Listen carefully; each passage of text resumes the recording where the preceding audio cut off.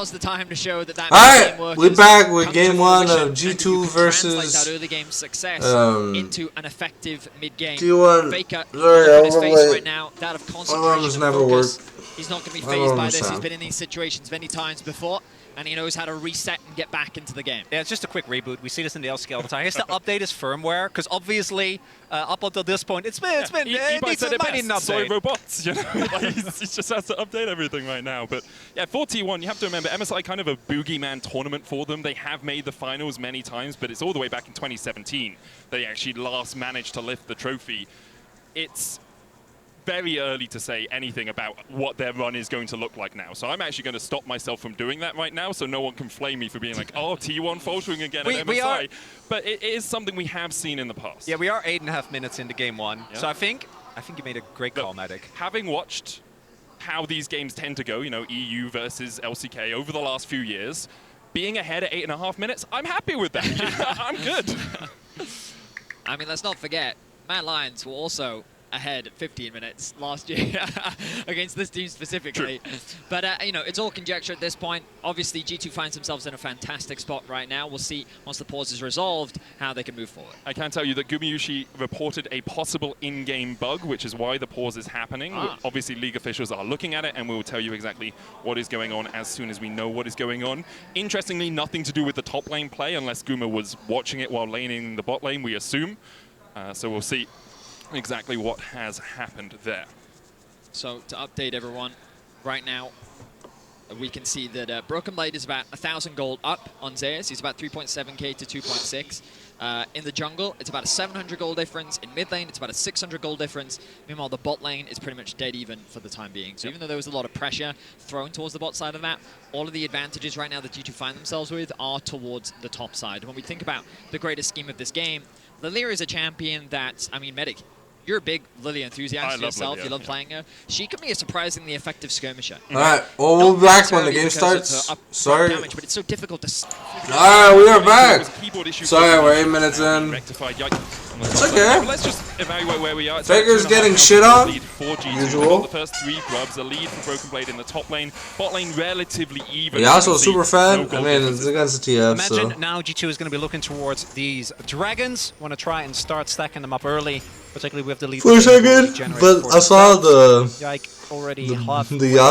the Kalista on the top part of the screen. Once the level 6 becomes available, there is a lot of lockdown on T1, Yasuo which on, makes it a little bit carefully right? Like gold card combos can be found, but between the Windfall and the fact that Mickey can't play very aggressive because he's paired with the Kalista, can just be pulled back at any time. And then you have Caps with the buffer on his W as well. There are a lot of slippery members here, so we'll see to what extent T1 can lock down a target.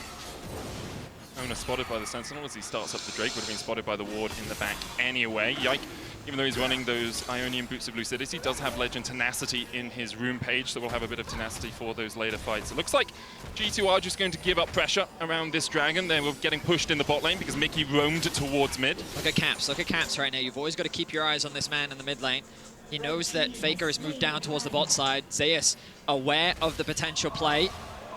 Zeus steps into the bush, Caps looking for him, gold card locked, but Zeus doesn't really have the damage yet to take down Caps, as the plated steel Caps first though, so he doesn't take too much of his own health bar. Big thing here, of course, is that if Caps can go there undetected, and he can just press R on Zeus, last breath follow-up, and there's basically no way to outplay that.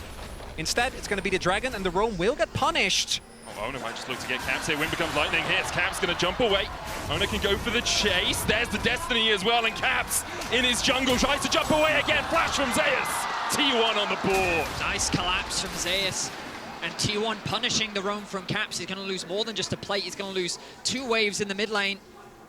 Zeus now going to lose a little bit of his own, but he shouldn't be too hurt off the back of that. T1 proving their tenacity, and after the pause, able to bounce back and find a big pick. Big thing there as well. Oner in a good position to catch the roam back from Caps, who ends up not only dropping a plate, but also getting killed. And then because Oner's present, Broken Blade also has to play respectful, can't go too crazy onto Zeus, even though the exhaust is still down. This is one of the things you can do with the Lilia, but given that Keria isn't currently known on the map, I think Yike makes the right call. The important thing for Yike here is you take a step in, you look for it, you reset Faker's recall, because then you can go for these grubs if you want. You get the mid push, you can already see Mickey moving across as well. Broken Blade has the push in the top lane. Kerry is trying to answer, he's level 6, as is Mickey, so we'll see how much work, how much displacement Carrier can bring out if a fight does begin. TPs are about to come back up for the mid laners. Faker making his way back towards mid, but the Mickey roam up towards top means that this is going to be 6 scrubs secured for G2, which seems to have been their priority with the Lilia. Broken Blade finding another nice trade towards top side. This matchup only going to get worse. Earlier we said that the gold was pretty even, but obviously after that small skirmish, 20 CS discrepancies build up. And while Hansama is falling behind a little bit, a lot of that is just off the back of Mickey permanently roaming towards the mid lane. And Hansama kind of being forced to play this 2v1, which he's doing all right in for now. And now Broken Blade is sitting on a Kraken Slayer, his Berserker Greaves, and the wave state is an absolutely abhorrent place for Zeus. So really hard for him, and we see he's actually moving out on that to try and look for a play. Yeah, Faker's coming down towards the bottom side. Zeus can cover mid, or he can work his way down here, but with no Destiny, it's immediately called off by T1. The ward over the wall, spotting him out. Cap stepping a little bit further forward. He knows T1 are in his bot side jungle. Cap swiped back. Should be able to jump to safety. His owner's coming in. Yike looking for a bit of damage, but the collapse from the rest of G2 is not there, so in the end, it will just be a stop of the skirmish. A little bit disjointed there from T1. Faker committing the ultimate, and I imagine that there would be follow-up, but Owner not quite in position, and of course, being Xin also needs to actually proc his Broken Blade. Immediately goes up towards the top side. Broken Blade thinking he can step past this, maybe even proxy the wave to keep Zeus behind in the lane, but now Broken Blade is getting collapsed on. Cap's pushing in the mid lane, should be able to get played of his own. Broken Blade stepping away here, tries to put the damage down onto Zeus, who locks in the gold card. Yeah, Broken Blade, you don't win this 2v1. Zeus steps in, there's the gold card, Faker shuffles forward, and Broken Blade should fall. He goes in with the last breath, but the shutdown to Faker is enough. Meanwhile, in the mid lane, Lifting Lullaby on Owner forces him away. Another plate for G2 as Carrier looks for the stun. Knocked back, TP behind by Faker, still no Shurima shuffle for him. He does have the flash though, and Mickey doesn't have much of a health bar left as T1 continue to collapse. Carrier has the flash. Headbutt pulverize, goes in onto Caps, Destiny behind, and now Caps needs to get the hell out of there, but T1 are trying to send him to the depths. Faker chasing in, Faker finds another. And from what was a great game state for G2, T1 punch back. Looks like the reboot was successful for Faker. Just barely able to escape his Mickey. Another pause comes through. Alright, we're back. Damn, Caps has 2 deaths in 2 minutes. It's not looking good for G2. It's Broken Blade also died. No, G2!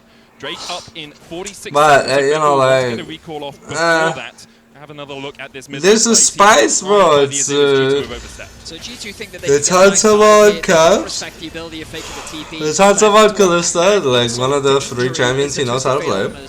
Mickey splits off from the pack. I imagine trying to bait T1. The 2 weeks of bootcamping for their eyes on the prize. They want to get Caps to int on Tristana. Faker means that he's able to get a bit of revenge. Yike just barely getting away with his life.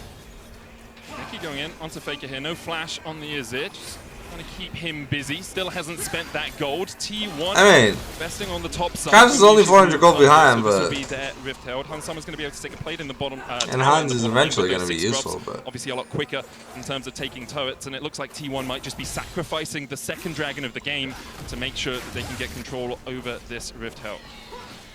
Herald, though, going to be valuable when it comes to sieging. Things like Tristana and Azir both have incredible wave clear, and that Herald is so important for being able to unlock that mid tower. Owner doing a good job of counter-jungling as well, stealing away what camps he can. And ultimately, the map has been split, isolating Broken Blade a little bit, but he's not going to be too upset about that. I do like it from T1 though, because Broken Blade doesn't have vision in the river at all anymore, so he can't step very far forward without the threat of Owner coming across, of Faker coming across. Faker currently the one matching him in that side lane. Hansama and Mickey have been moved to mid, and it looks like it's going to be Caps versus Zeus down towards the bottom side of the map. And it's been mostly skirmishing that we've seen. A lot of 2v2s, a lot of 3v3s, and that is where the TF, even when he's behind, really, at this point, you can almost buy Shirelles, just run at people. Zeus. He's going to die. Yeah, Lilia's there. Yikes on his way. There's no way for Zeus to get out of this one. Has exhaust, has splash. Shouldn't burn either of them. As soon as he sees Yike arriving, watch out. Eep as Zeus falls in the bottom lane. Meanwhile, on the top side, T1 take a turret. Now, Chronicler This is something that isn't new to Zeus this split, am I right? No, he's been doing this a whole lot. The TF is a pick that has been a very success for T1 when it's doing well, particularly in the 1v1. Zeus is insanely oppressive, but in these type of game states, it is really easy to get caught off guard, push way too far. And again, G2 now back up to about 2.5k, so building the gold lead again, thanks to that first turret blood and the kill on Zeus. You think about the 6 scrubs value as well. Yasuo sitting in a side lane, the Tristana sieging as well. We already saw how much damage Caps was able to get on the bot side. Remember that they were buffed coming into MSI too, so we've seen more teams putting more priority on securing those 6 scrubs, and I think for G2, it's really just going to help them siege and threaten these side lanes that they have so much influence over. See as well, T1 making sure if this mid lane turret falls as well, and is quite low, even with Caps dying twice, it's still Tristana, so is still going to have a really easy time chewing through that turret health. The entire ring of outers is going to be gone. And as already mentioned, I think that T1 still have a really strong 5v5. You can't always create vision with the TF ultimate. But if you don't have a good grasp of... Alright, so I had to increase the volume because it was really not loud for me. Finding their access onto the enemy backline is going to be an absolute disaster. I see both teams just playing the do we have the numbers game. Who do we see in the side lane? Okay, we see them as Mickey steps forward. Dances away. Ona's still very healthy. Mickey took a huge chunk there. Hasn't got his first item yet. Herald down in mid lane would make sense here as T1 look to pressure this mid lane turret. All 5 members around here. Caps recalling in a side lane. This turret has been given up by G2. Well claimed by T1. I think they can escort the Herald in for another siege. Broken Blade has made his way mid. Caps doesn't want to overstay bot. He recognizes the potential collapse, and they'll get it. T1 getting decent value out of this Herald. They'll be the first to open up the mid tier 1.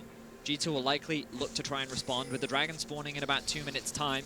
You imagine that'll be the next big point of contention. Betty, it's T1. The Baron's up before that. That's a good point. Very good call. I mean, I was thinking to myself earlier, oh, hang on a second, Broken Blades. Manages to get onto Guma Yushi, who has the cleanse, who has the flash, and has the chain of corruption, but it's blocked by the wind wall. G2 investing the TP here as Mickey falls to a piercing arrow, and Carrier finds the double knock-up.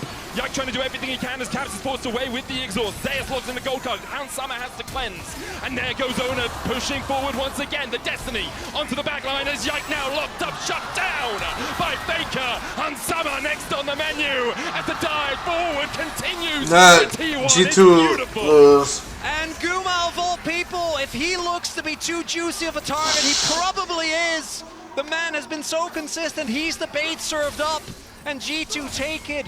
Broken Blade had a 2-man knock-up there just as Carrier was going in. So a few members of G2 end up making it out. That could have gone even worse here as G2 look to punish, look to go for that mid lane turret, and it ends in disaster. So it's Guma that gets knocked up, the engage from Ona to then try and split G2 up. Zeus connects the stun, and then Guma still ends up securing the kill. The nice knock-up from Carrier means that he's now buying so much time against 3 members. Caps is forced to disengage.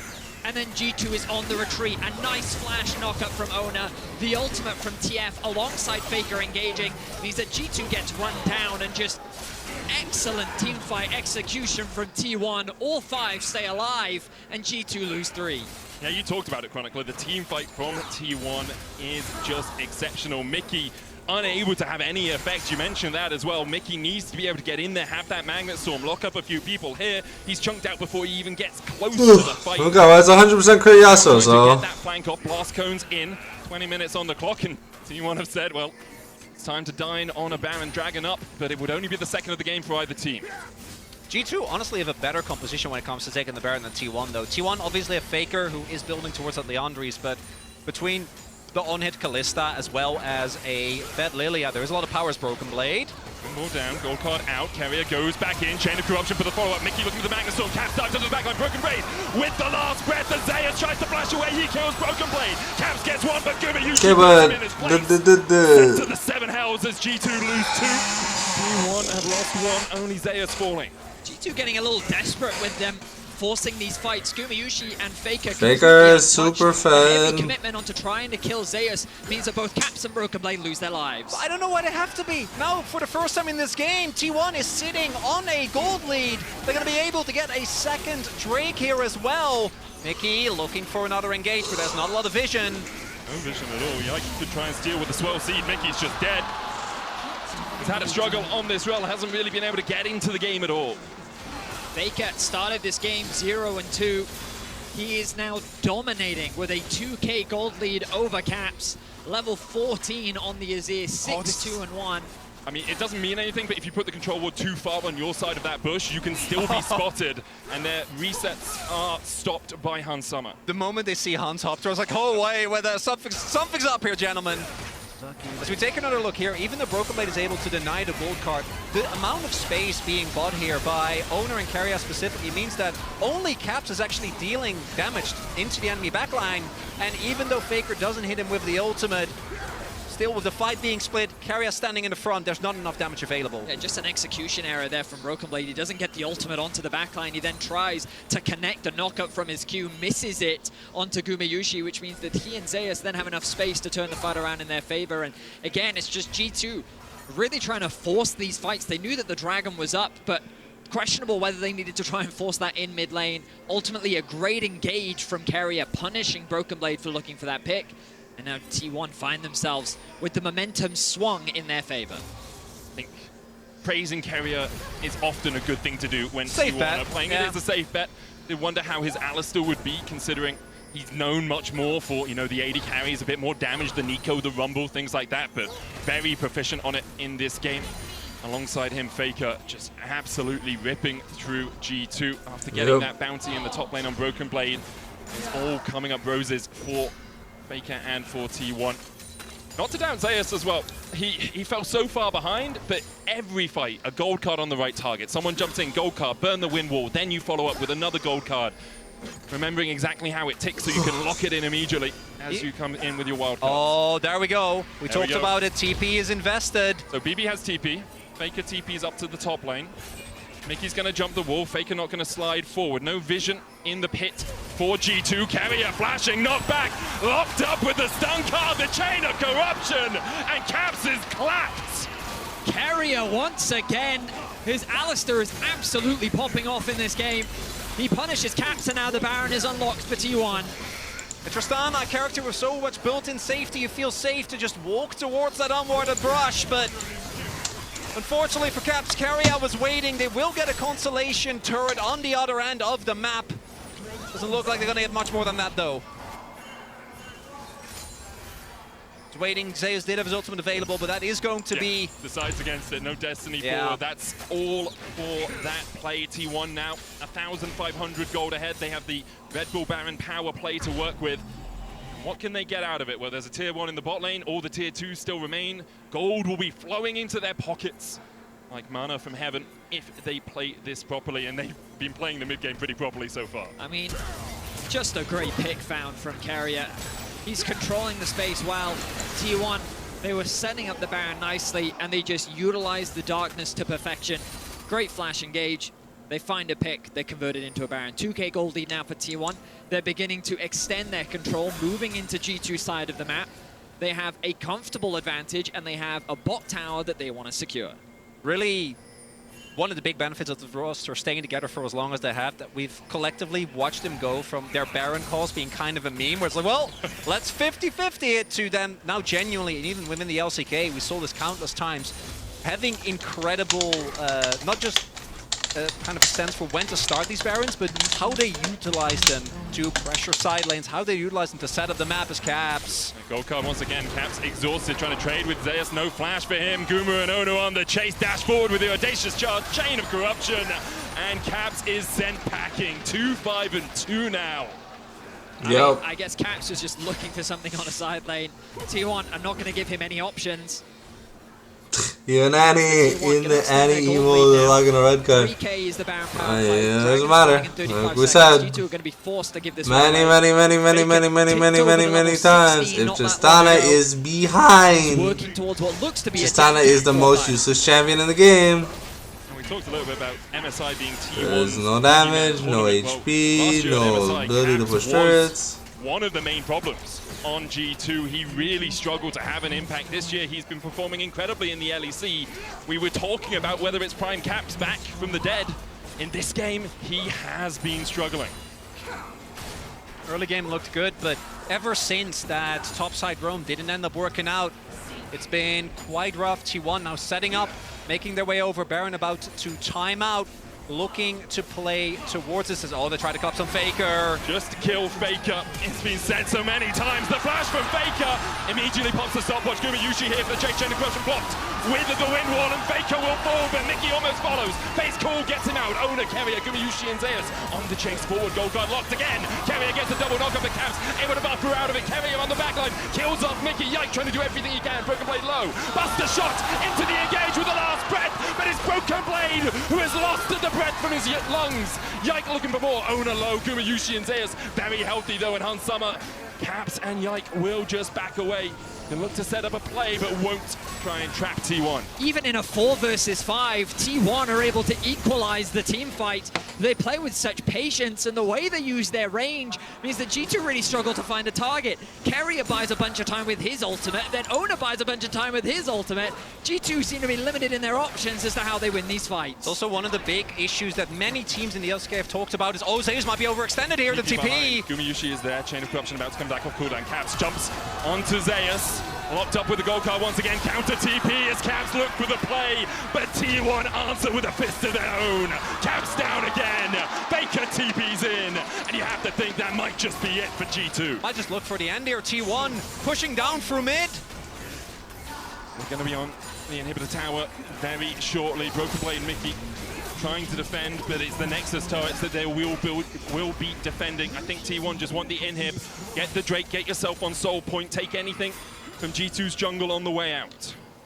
As I was saying earlier, one of the big things that many teams have talked about when it comes to facing T1 is that it becomes a mind game of its own. Is Faker overextended? Because sometimes he is, or is it just, is the rest of T1 ready to respond? And it becomes kind of a lose-lose situation where you have to punish him in situations like that. When the rest of the team is ready, it can backfire immensely. 4.2k is the goal lead he has over Caps right now. The bot lane as well for T1. I mean, I was going to say a silent Carrier, but Carrier has not been silent this game. His impact has been absolutely massive. And but Gumayusi, 0 deaths. His positioning has been flawless in these fights. As desperately as G2 has tried to get onto the backline, he has really been in no danger at all.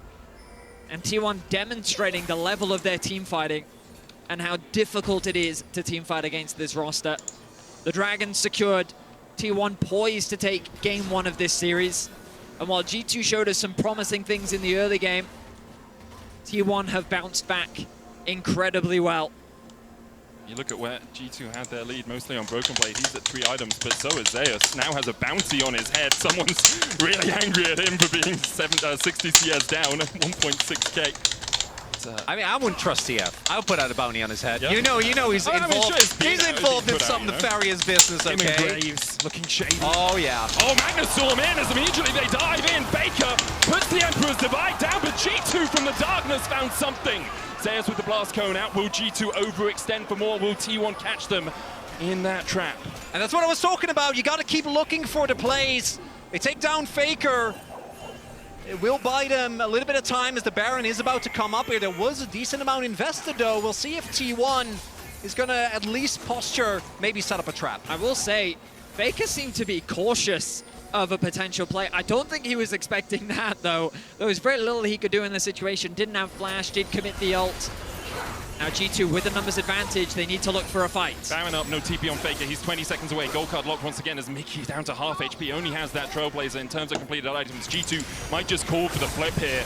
Go for the 50-50, you're so far down in the hole anyway. 5,000 gold behind T1, Destiny out. Carrier getting forced away by Caps. G2 still on the Baron, chain of corruption. Oh, this is so dangerous. Mickey locked up with a gold card once again. The Baron down to 2,000. Zeus takes 1, but Yike gets the Baron. Carrier with a 3-man knockup, Owner with the Crescent Guard. Stopwatch coming out as G2 just try and get out of the fight, but they might look for more. Yike has the lilting lullaby, only locks up Owner. Unsummer dancing and ducking and weaving his way around the pit, but he just can't get away. Weaving what? He's jumping in the same spot. Ended the Baron for what? Perhaps a Nexus. Incredible team. Ducking and weaving, what? The man's one jumping in the same direction on the same spot. 2 left to defend. I don't know if the Baron buff is going to be enough to keep G2 alive in this game. It would be a miracle to end all miracles as Caps is just demolished. Broken Blade there in time with the wind wall. The Baron up minions helping out G2 a little bit here as T1 start the siege. Carrier down to half HP, Unbreakable Will almost back up for him. The first Nexus tower falling lower. They're trying to get both at the same time. They take one. Mickey goes for the engage, last breath, but it's only onto Zeus. The Magnus Storm not going to do too much. And it looks like it's all over for G2 in game one. Owner playing with his food a little bit as Broken Blade's locked up. Caps trying to get the damage down, but Hans Summers next on the menu as T1 clean up G2. And it's T1 G0. Alright, see you game 2. Disappointing. And T1. Alright, please, can we get a real draft? And can we play properly? Caps on a mage. Caps on a mage. Caps on a mage. Caps on a mage. What has happened? That's what we need. That's what we need. And with the Callista priority, T1 have said, alright, fine, we'll take Nico. Want to carry his specialties. Varus Nico is going to be the bot lane, the expected bot lane anyway. Unless that is. Please, real mid laner. Please, real mid laner. Please. Is G2 going to run back the draft from the previous game, or are they no. going to shake things up? Will we see something like this in No more perhaps? garbage drafts. What are we going to see? Thank God, no more Lilia. Fucking dog shit this season. Some international viewers, but domestically, this was something that G2 was playing throughout the playoffs. They typically use it as a flex between top and jungle, but they still value it highly as a jungle pick. So we also don't necessarily know if the Camille's going to pick. Because going to be the Zek instead. That one is a bit more of a no-brainer. Oh, wow, okay. Where that is going to go. So the priority here being paid. I'm wondering whether T1 are going to keep hidden where this Nico is going to go. In the past, they've also played a whole lot of Nico Nocturne comps, so with Faker on Nico and then the Nocturne added as well. So I feel like if they, which I would love, just pick a counter pick for Zeus, so you already know the top lane matchup, then you can maybe force out a Nocturne ban or look towards that if that is the direction you want to go. And this, though, would be a very different direction. Is incredible into the Callista specifically. Does have a lot of value there. And so you just go Gwen TF? Who knows? You know what?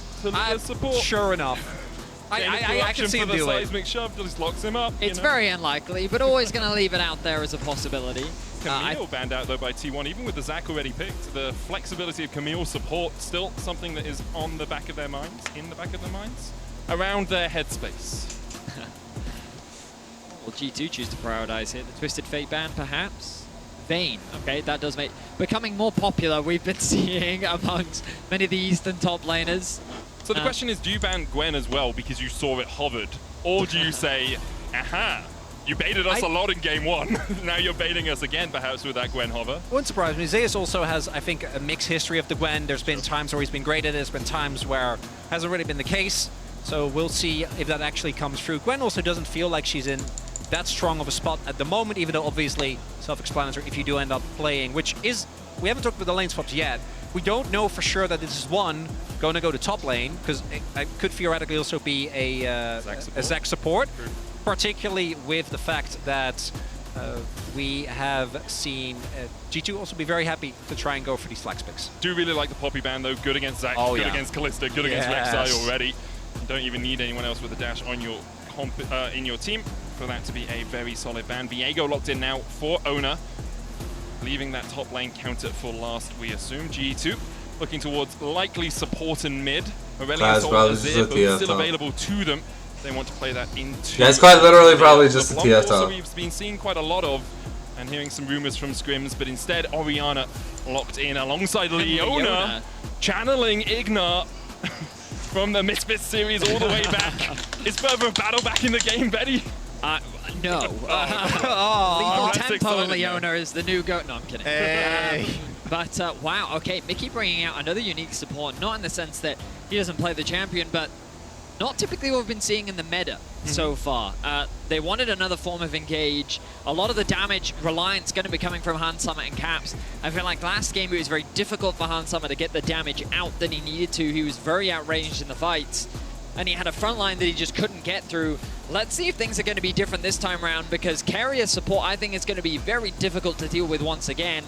While they do have a lot of engaged tools on the side of G2, I think T1 with Kumayushi's Varus and Faker's Talia, you're going to run into very similar problems of if you can't get onto the backline, T1 are going to run away with these fights. Yeah, it's also, as you already mentioned, Hansam in the last game, it was really hard for him to get an effective range. This time around, he's playing into Talia, and there was the Nico. Okay, hey, it's on, finally. Okay. Be tough. I'm also no looking more for bad Hansam top and Nikki laners. to link up a bit more. I feel like there were a lot of opportunities where the aggressive potential of the Fate Skull wasn't really utilized in a way that could have really helped. One thing that I do like in terms of adaptation from G2, as much as I like the counter picks, after that game, it did feel like when it came to actual team fights in mid-game, they didn't quite know how to play it out, right? Like when it comes to the roams. Wasn't that good either. Well, both of them, I'll agree with. Okay, yeah, I didn't mean that as an excuse. I was saying that. No. I really didn't mean it as an excuse. I was like, they didn't play them well, and their comp was bad at them. Yeah. You know? Yeah. It was both. And in this, they do have a lot more straight raw team fighting power, great ball delivery systems. So we'll see if that's going to be enough to match T1 in a team fight. Can I have a hot This take? Ornn also really big because T1 didn't actually have any engage, and Ornn is about as good as it gets. Long range engage helps you out a huge amount, and then the follow-up, you've got Seismic Shove, you've got Chain of Corruption, you've got Pop Blossom coming out from Keria. Have to keep our eyes to see where Keria is on the map as we make our way into Game 2 of this series. I will say though that T1 once again, I feel like I've just got comfort across the board. Maybe you could argue that Zeus, you don't typically associate him with Ornn, not to say that he can't play it. No, that's... I'd rather see Zeus on Ornn than see another game of TF. Diego for Ona, Fake as Talia, Gumayushi Varus, like they're all. Oh yeah, you know what I mean? It's just this is such a T1 draft that they should feel extremely comfortable and confident in this position. And so again, pressure's going to be on G2. Obviously, they're not coming into this series as the favorites. There are definitely believers out there that G2 can do some damage, but that's assuming G2 can demonstrate the ceiling of what this roster is capable of. And I definitely think that we've seen some very high highs of this G2 roster. The question is, can you pull that off against this T1 roster? Defending world champions coming in as a bit of an underdog when it comes in the context of MSI. I think we can all agree Gen G and BLG the kind of front runners for the tournament, but T1 a roster and team that you can never afford to count out. Yeah, it's also T1's, you know, the expectation on T1 is really weird given the last 2 years of this roster. So it's always like, even if they don't win LCK, which they haven't since spring 2022, regardless, you're always going to go in internationals and be like, ooh. They're just a little bit built different when it comes to those. They have an aura. They do have an aura, and the man on your screen has a lot to do with that. Do want to note that it's interesting. I was actually wondering whether we were going to see any swaps occur. Not going to be the case here. And to be fair, I feel like the Zac into Ornn matchup also, particularly once you get a couple of points in W, I do think you have a decent trading power early on, though. Yeah. That'll be a little bit respectful. I mean, they're both those, you know the meme that happened, the assassin tank DPS? Yeah. I feel like Zac can also fit in a very similar moniker, maybe not to the same degree, but we've seen him be a very effective lane bully against many champions, and it's largely due to his sustain. If we turn our attention to bot lane, Keep going in, looking to engage. Catches Keria, who has to flash away. Flash for flash so far. Heal used by Keria alongside the Ignite from Mickey. Mickey does have Hex Flash though, while Keria does not, so G2 will be happy enough with that trade. One thing though, if we look at the jungle pathing here, Owner is actually just doing a full clear from top towards bot, so might be looking to go for a play towards Mickey. This wave is going to be shoving in, and Yai can either choose to cover for his bot lane as they shove in, because it is still kind of hard, right? Varus still has a lot of power, or he's got to take his topside camp. So we'll see what Yike will end up doing. I think I'll look for a play on mid here. Honestly, was expecting a stacked wave into potential dive bot, but Yike's trying to navigate a way around that ward on the Raptor camp. Will avoid being detected for now, but as you rightly said, he's going to be on the top side of the map, which is a little scary for Hansama and Mickey. They're playing extremely aggressive. Perhaps their game plan is to try and get this push in and then look for an early reset. Mickey trying to garner some early information. He needs to be careful though, still only level 2. Tanglebob's going to hit onto him. Gumayushi chasing in Mickey, already down to half HP. The chase continues from T1 as Ona joins the battle. Hansama with the rend on Guma, trying to get the slow down. Ona still chasing forward. Mickey no flash. Tanglebob, Spectral more. Keria on the board. Woo! So much fun to be a G2 fan. Into the enemy jungle if you don't have flash. I mean, we were just talking about it, right? Like, I guess the game plan there was to get that push in, go for the early base. Mickey didn't have any wards in his toolkit, so I'm not sure what kind of information he was trying to garner, but the fact that he was only level 2 as well meant that he didn't have his W up, those extra resistances, and T1 could chase him down. First blood secured for T1. And often you'll think, oh, it's only the support getting the kill. Well, let me tell you about Carrier's Nico. This guy often outdamages his carries in a team fight. He has a 100% win record on the champion, and it is going to be very difficult for G2 to keep track of him. As you can see, currently coming out onto the map as an accessory Varus. Sounds like an organ that you might have. Well, that's just my accessory Varus, actually. No, but this is the curse of Guma, right? Because if you know the SpongeBob meme where Squidward's just looking out and he's like seeing them have, that's Zeus and carry out like, oh, Camille support, Vayne top, and he's like, big Varus again. It's fine. I'll just Lavality Varus for what, like the 3rd year in a row? It's okay. I'll just play it again. Great vision control from T1. Spots the room from Mickey. Carrier coming in from the side, Ona joining in as well. Yike looking for the damage. Mickey just walking straight forward here. Baker still holding on to the seismic shove, and Mickey is locked up with it. Mickey rooted with the tangle barbs, and he walked right into his own death. When Baker comes knocking, you do not answer that door. Mickey 0-2 now. So much hesitation on the side of G2. It was unclear whether they wanted to fight or whether they wanted to disengage, but T1 once again find a punish onto Mickey. They're going to take away the Raptors too. Oh, Smite will come through from Yike. But T1 punishing that early flash from Mickey. You'd think that the game plan would be get the summoners early bot and then commit to those plays, but with Yike pathing away from the bot side of the map, and Ona just working with Carrier to find these early picks, T1 find themselves with a 1k gold lead already. And in game 1, the question was, can G2 use a lead to snowball the game away from T1? Now in game 2, the question, if you're an EU fan, is, can G2 come back from a deficit? Because already 1,000 gold behind. Carrier has 1-0-1, getting fed on this Nico. Faker again in the mid lane, getting fed in the early game. And T1 will be very happy with this state of affairs. Yeah, it also becomes about how do T1 play with leads, and the answer is very oppressively, unfortunately, as they are, I'd argue, one of our most, at least when it comes to the top tier teams in the LCK, by far the most aggressive when it comes to just continuously looking for plays.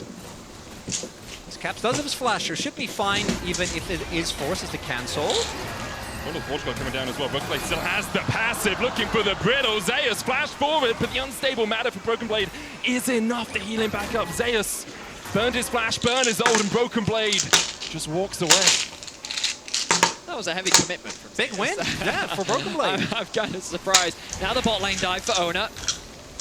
There he is, stepping forward. There's the Weaver's wall in by Faker as well. Mickey does have the flash back up, looking for the stun, but can't find it in time. Ona possesses him. And underneath the tower, he is fine as roses. T1 starting to retreat away. Caps was spotted on vision as he walked into this tri-bush. Oh, and I wish that instead they would just go for the shoving the wave mid and trading a plate. Like by the time G2 arrives, the play is already done. And in the case T1 overcommits there, you might get a punish opportunity if they also go for the dive on Hans, but isn't the case. And T1 basically get that bot side play for free, courtesy of Faker's Weaver's wall. Flash away by Faker as Yike is looking to collapse. The shockwave coming in. Okay, paid something. Yeah, but something out of it. It's the... My issue with what G2's doing here is, like, based on how the bot lane was playing, you would expect them to actually invest in attacking the bot lane, especially with a champion like Leona that just has such great setup. If you can get an early cleanse out from Guma, work with Yike to then set up some dives, maybe have Orianna have control over the mid wave so that the Talia can't roam, like. But instead, the opposite has happened, where Ona was the one that was pathing towards bot. There was no Yike to contest him. They get the early pick onto Mickey, and then they just keep punishing the fact that he doesn't have a flash. And then when they have a stacked wave, they use Faker's Talia wall to roam down towards bot. And, like, this is how you punish bot lane. This is exactly what I think G2 should have been trying to do, and T1 demonstrating exactly how you can snowball a lead in the early game. That's why they are the current world champions, why they're widely seen as one of the best teams in the world currently. We said Gen G and BOG may be sitting a little bit above them, although after BOG's performance yesterday, I think some questions have been asked. I'd say it was, you know, some happy games. Maybe PSG just overperformed. We'll have to wait and see for the upper bracket. T1 looking to make their way there to match up against the LPL #1 seed. One of the big changes, as we already mentioned in draft, but I want to reiterate it again, is that I do think the composition of G2 has a lot more straight up 5v5 power. Now, it's not to say that T1 doesn't, but this is a very straightforward Leona and or Zek go in, you follow up with the Ori ball, you have a lot of backline threat with your Rek'Sai, And Hansama can get Mickey out of the situation. Alright, we're back. Sorry, I had to go check on the chicken in the kitchen. Engage on the plays, although Take my pills. You know, I'll do the morning stuff. So, I mean, again, though, T1 setting up for a bot lane dive. You can see both Ona and Faker in the river. And even if they don't go for the dive, they have control over the dragon. Caps now looking to try and push in this wave so that he can at least get something back. But T1 with fantastic bot lane control. Yike is forced to cover. Good reaction flash from Gumeyushi. Could see it coming and reacted accordingly. Now Ona moving across. Mickey's flash down once again. Gumeyushi doesn't have one of his own. Yike just farming his Krugs. Ona covering, I think, just for one more wave. I expect Gumeyushi's calling saying, if I get this wave, I can get my next item spike. So TP to the top lane by Zeus. As Broken Play's been doing relatively well in that top lane, has about a 10 CS lead. I will say, we think back to last game, and Hansama couldn't hit, right? He was hitting into an Alistar, and he was hitting into a Xin Zhao, and he did 0 damage to that front line, and he didn't have the range to access the back line. You're fighting into an Ornn. Kalista typically is not good into tanks. And a Talia. Yeah, and a Nico. Yeah, and so I'm just kind of like, again, you've gone for the on-hit into a composition where I think you're running into very similar problems where it's going to be difficult to actually land damage onto the back line. So it becomes this race of whose front line dies first. It's Zac. I don't think he knows how to play the Kalista. And who can land that better wombo combo? Who can get that? I mean, Hansama's been on the team for I don't know how many years, and the lead right now. This game is ultimately going to boil down to the team fights. And how that fight goes, the early ones will determine a lot in the outcome of this game. I think the game might boil down to the fact that G2 are pushing forward here in the Pop Blossom. We'll find Mickey Tangle Barbs for this follow-up. There's the Spectral Maw. Call of the Forge coming out as Mickey tries to turn it back around. The Shockwave possibility from Caps. But Mickey already falling low as Ona possesses his body. A 3-man Shockwave into the dive forward. Is it enough for G2? Broken Blade fighting Faker in the bottom lane. It's a 1-for-1 trade on the top side. Faker Weavers walls his way out. Broken Blade no TP. Faker has his. A crazy battle in the river. Mickey still doesn't have his level 6, so T1 tried to punish that.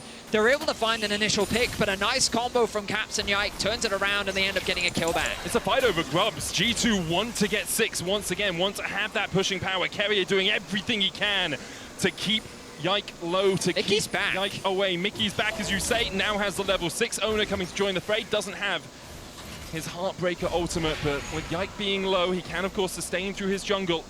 I think G2 might back off from this one for now. Faker looking towards the top side. Caps has snuck into that second bush. Crucially, though, because Faker had to use his ultimate against Broken Blade, he can't use it to cheat towards the skirmish. Might get caught here. Faker does have his flash, but he's knocked up, locked up, and shut out of the fight by Yike. Alright, G2 are showing signs of life. Sneaking into that First time. meant that the collapse could happen from First time this series they're showing signs of life. Gentlemen, it's strangely eerie how T1 was 4 kills up, and now G2 is the one finding kills back. And pick after pick, gonna convert this into the grubs as well. And they're still looking to contest. I think you just want 4 here. Back away from it. T1 trying to stop them from getting 6. Well, 6 is the new breakpoint, right? 4 and 6 with the changes.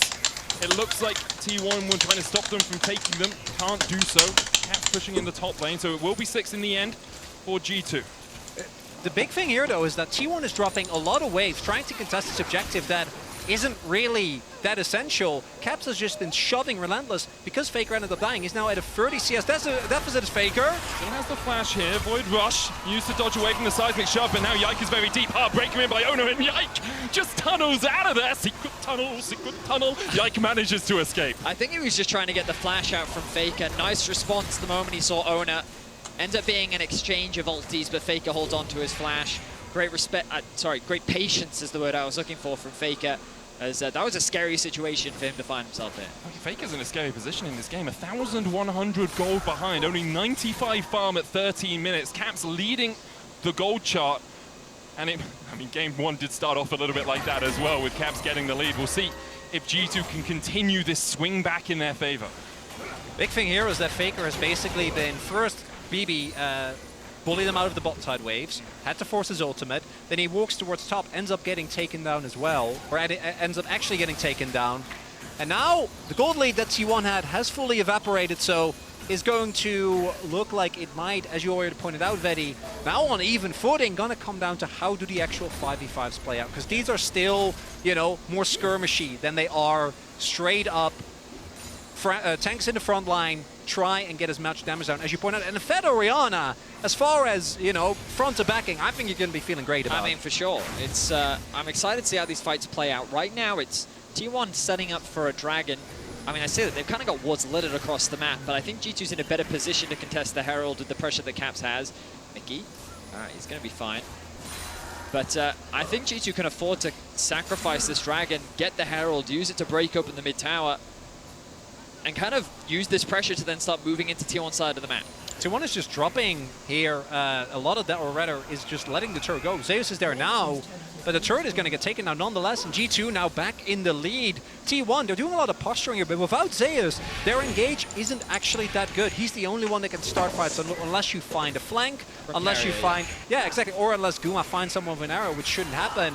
That's the one thing, though, that I think G2 have to be really, really careful about. The amount of, like, single target lockdown and burst damage that's available, which can start off the Viego resets. That is the one thing that they really got to be careful about when we get to these fights. In team fights, there's always the risk of overextension as well. The Pop Blossom will separate your backline from your front line. It becomes very difficult for G2 to actually effectively play a fight.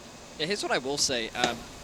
I talked about it earlier, that like, I had some concerns around Hanzo actually being able to deal damage in the fights. But when we think back to the regular season of G2 playing, when Broken Blade was on... Oh, hang on a second. Carrier's been spotted here. Right, looking for him, goes forward, Carrier flashes away, Drake secured. Broken Blade diving onto the back line. It's only Carrier for now. There's the Pop Blossom, TP's behind. As Carrier will fall first, the TP behind from T1. Not going to look for any more of a collapse. Faker just investing there. G2 can continue to press in. Broken Blade, channel the E, doesn't go for it. Faker forced off towards the top side by Caps. It's a 2-level disadvantage for Faker right now. He's been starved of XP. It's actually about a level and a quarter if you look at how far Faker is towards that 6. Faker holds the flash, flashes the wall, and the Zenith Blade just short from Mickey. I think that's still a decent trade, though, trading his support flash. Oh, Hansama. Faker going in with the Weaver's Wall. Hansama side, steps aside, McShove. Owner coming from the bottom side as well as the Call of the Port got his flashed by Hansama. I don't think he needed a flash there. Turns out being a couple of flashes for a couple there. The thing about Faker's play is it keeps G2 still on the map. Remember that they made that Dragon play, haven't actually had an opportunity to reset, whereas Guma is already making his way back out. This could have been a window where T1 maybe could have taken a tempo advantage, but G2 immediately move up towards top. They still have Hansama clear out mid. Bot is still pushing in their favor, and they're still going to look to try and contest this Herald. Arrowed path in by Owner. Could just look for the smite. Standing still. Not going to be seen by the tremor sense from Yike. Hansama dashes towards him. I have that exclamation mark above his head showing that Ono is closest. Guma, oh, beautiful footwork from Guma. Put him on stage. I mean, Zach just missed. Gorgeous, but dancing away. Beautiful footwork! Yeah, Broken Blade just missed. Like, no praise, Guma. Pretty substantial early lead, and it is then evaporated. Very different circumstances this time around. I do think that 41 it's important to know that the Ornn is always going to eventually generate insane amounts of value. So I can imagine if G2 still feel the need to play a little bit aggressive. Does still have the flash. Mickey's on his way here. Flash away, but the Heartbreaker breaks the hearts of Europe. Yike's still on the chase though. Owner has no flash. Broken Blade coming in from the side. Let's bounce, baby! Faker locked up. Owner sent packing. G2 get 2. I don't think the game plan was for Caps to die, but G2 make it work. 2 for 1. Gumayushi and Carrier, they were on the rotation up to try and turn this play around. It's not going to work out. The Herald is going to be dropped as G2 try to convert this into 2 towers. The gold lead is quickly ballooning in G2's favor as game 2, the momentum is shifting. Mickey looking for Faker here. Pops the ultimate. It's actually Carrier, sorry. Massive Pop Blossom. Guma trying to turn it around onto Hansama. Can't quite get close enough. Another piercing arrow might be enough to get through him as Broken Blade hits the tower. Can't do damage to that one. Oh, that's the mid lane tower still stands. I was really confused then, but that made sense. Thumbs up from Broken Blade. He's going to be spotted on all this vision, and Guma's going to respect it. Man, Guma's so crazy good. His positioning and his footwork is so incredible to watch. Able to outplay Hansama and Mickey in that fight, but let's look back at this top play. As we take another look here, you see how ready G2 is. It's flipping a classic T1 play, which is the mid laner's bait around. Yes, Caps end up going down, but you're still going to take that trade, especially because Owner was actually getting slowly more and more fed. Instead, with Yike and Mickey already there, could have killed it, but the presence of Broken Blade guarantees that they're also able to pick up Faker even with the amount of self-peel that the Taliyah has. The breaking point, though, for me is going to be, do they win this the Infernal Drake? Because that is going to be, if T1 ends up winning that and gets Soul Point, then I think the game becomes incredibly hard to play out for G2. Shockwave in by Caps as Faker's pulled back. Seraph's there. Yike coming in from across the wall as well. The smite can go in with the Void Rush, but Caps takes the kill.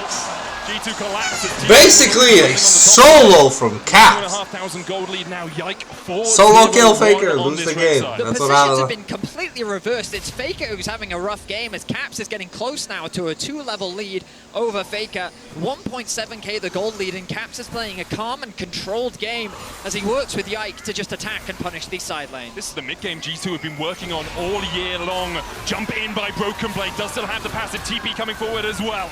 Broken Blade able to get out with a flash and a lights bounce. He's put into the Cell division. Will T1 continue to collapse? You've got the Call of the Forge God. You've got the Pop Blossom. Carrier looking for the flank. Can't quite land. The Tangled Barbs instead elects to a Blooming Burst. A lot committed with the Dragon spawning in 25 seconds. G2 had to commit a lot. Trying to keep my eyes on Caps. That ultimate available in 5 seconds, but Broken Blade. No flash, no ult, no flash on Caps. Summoners available for Faker. Zeus is going to get the upgrades. I feel like this is a scary position for G2 to fight, but it looks like they're going to go for it. The one thing that G2 do still have is full control here. They also have the ward as Guma. Cleanse. No flash. Holds on to it wisely. That might be the Drake, though, and that's a big thing. We'll see G2. I think they might want to really commit to this, but no, Guma is not going to actually make this back happen. Faker's use of the wall could be massive here. G2 pushes in mid. The Dragon is started, but it's T1 that have access to the river. Broken Blade's going for the flank. Let's bounce, about to come back off cooldown. Call of the Forge God for Zeus. Broken Blade sneaks in, seen by Zeus and Carrier.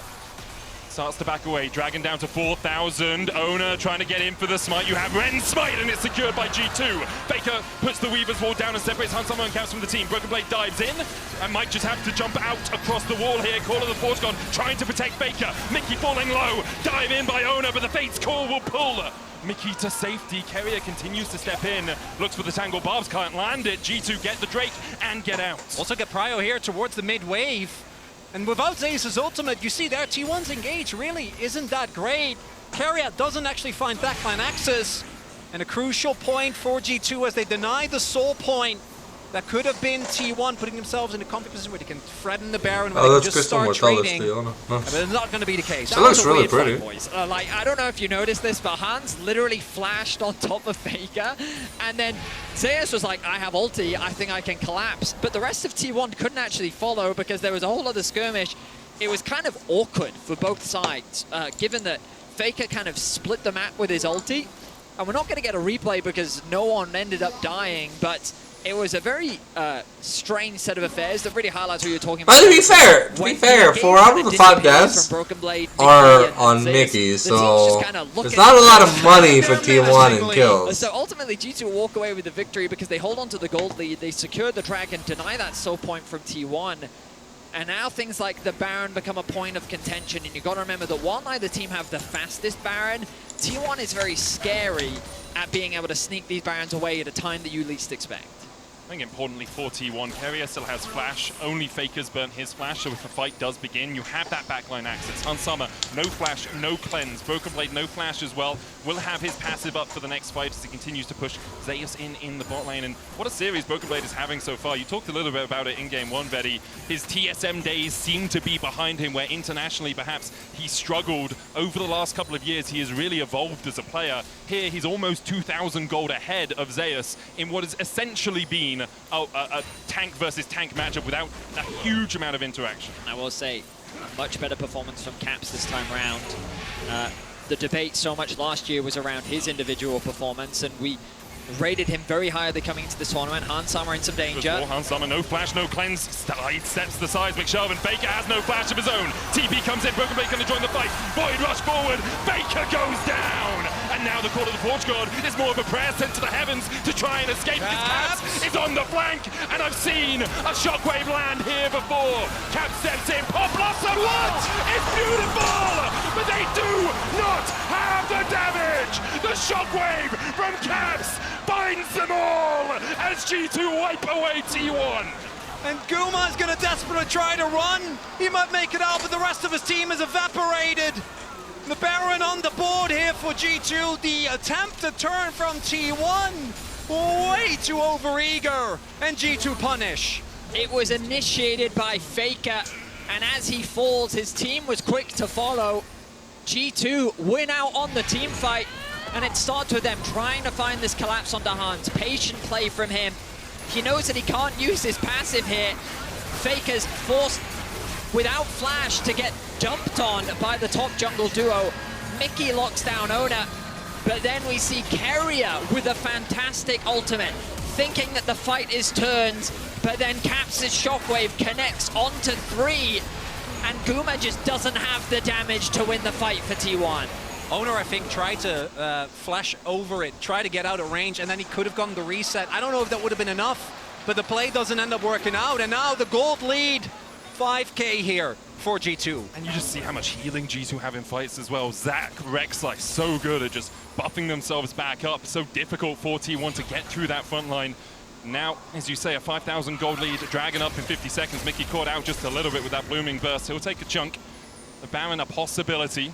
And G2 have to be worried as well. If you go for the Dragon, are T1 just going to sneak a Baron?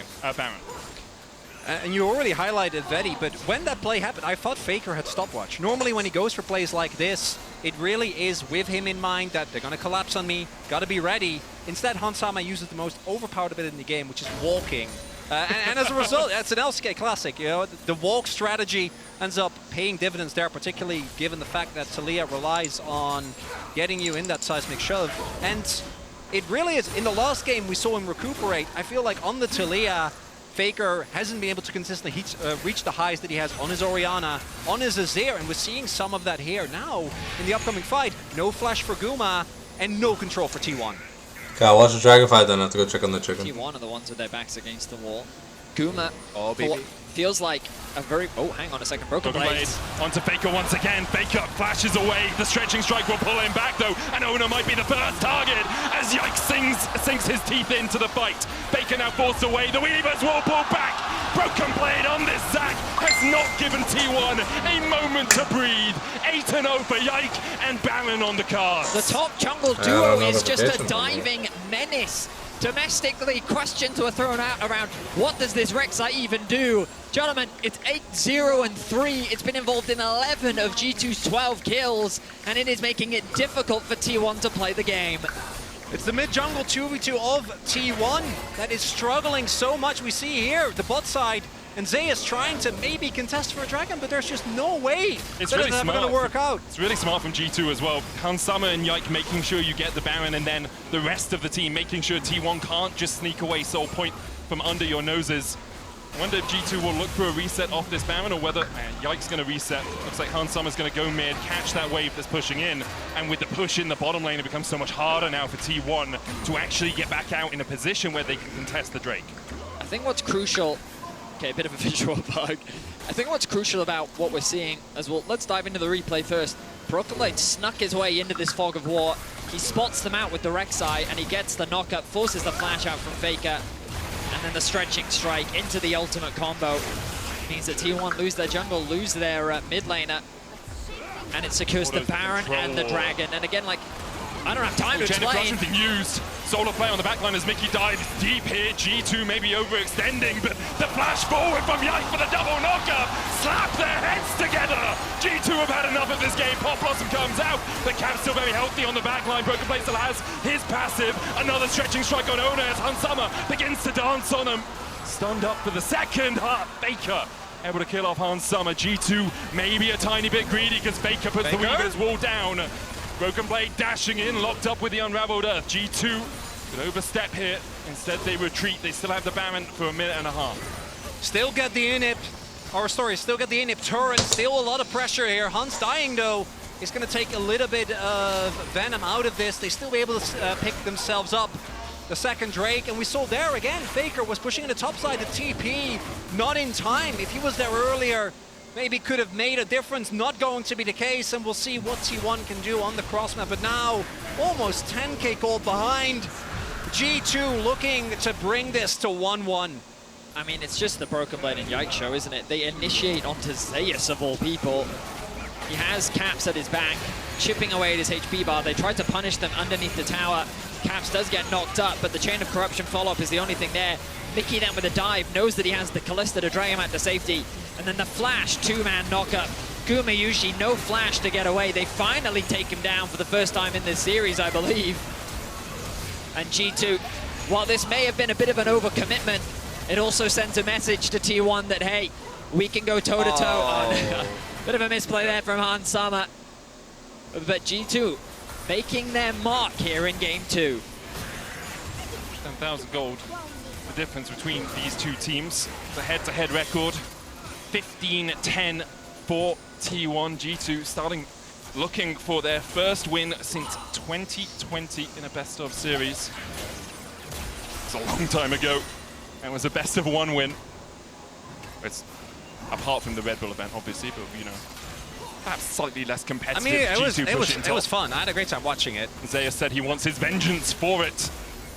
Now G2 looking to even out the series, pushing for mid, for top, Broken Blade in mid, answered by Ona. Cap's going to take a bit of a chunk here.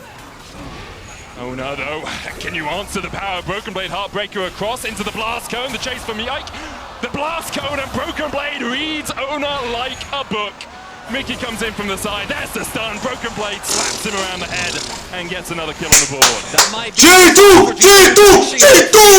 Nova Eagle resets take so I really gotta go check on the chicken! This composition, their lead. But this game, G2's finally playing at the level appropriate for a good team! Scary to die, but you gotta imagine they gotta try and push to the end here. Taking a piss all over Korea! Wide there is Faker flashing forward and he's met with a spear through his heart. G2 find another how long Throna, 17 seconds, 5v3 now. G2 might just go double in hit base. Could be a little greedy and they've often been in the LEC. We'll see if it continues on the international stage. Carrier trying to get in with that Blossom. No flash for him. First Nexus tower down. Finds Cap. Call of the Forge God coming down as well, but the stopwatch will buy a second for the G2 mid laner. And Onu is just deleted by Hansamo on the back line. Guma next up. He will escape to the safety of the fountain. Alright! Win! Just win the game! Stop farming! Just win! Attack the Nexus! Attack the Nexus! Let's go! I said Woo! We got a series, ladies and gentlemen! Let's go! There you go. You guys don't miss the draft. But, we're actually talking about it during the downtime as well. Like, to what extent, once you get fed, particularly on champions like Zac and Rek'Sai. Oh my god, they banned the Rek'Sai as well. Yeah, because they were maximum respect from T1. Absolutely not. So Ashe going to be taken away from G2. This leaves the Varus and the Callista up. T1, of course they're going to go for the Callista. We already saw last game how they are fantastic at punishing your mistakes in the early game. Bot lane dives are going to be the play. Now if G2 were to lane swap, this would be the time to do it. Jinx, things like the Scion, these were all answers that used during the regular season to be able to match some of these strong laners. But they're saying, you know what, we've got Varus Orianna, we're happy to go toe-to-toe in the 2v2. I love this Orianna pick because specifically the Orianna is the champion that Faker has always... LOL! They banned! During the LCK of regular split. LOL! They banned the Godfather! And yikes! So, starting off really strong here for G2. Imagine Faker is still going to go towards I got 6 succulent chicken breasts. Power. Well, we'll see. The Aurelion That'd Soul be a is first. not something. Here we go. Aurelion Soul for Faker. Exciting. Alright, we're going to game 4. Scaling powerhouse. We've seen how commanding Chovy was on the champion. But I wonder if Nautilus is going to be paired up alongside this Callista. Wait a second, buddy. First in his career, not just the first this year. The first time we have ever seen Faker competitively play Aurelion They're Soul. going for the Jarvan to boot. Wombo combos galore, looking to lock down the Poppy lock in for Yike. You have to imagine this is going in the jungle. Nice response here from G2. Counter picks are plenty so far in this series. Always the possibility of Poppy support as well. Into a Callista, into a Jarvan trying to gank bot.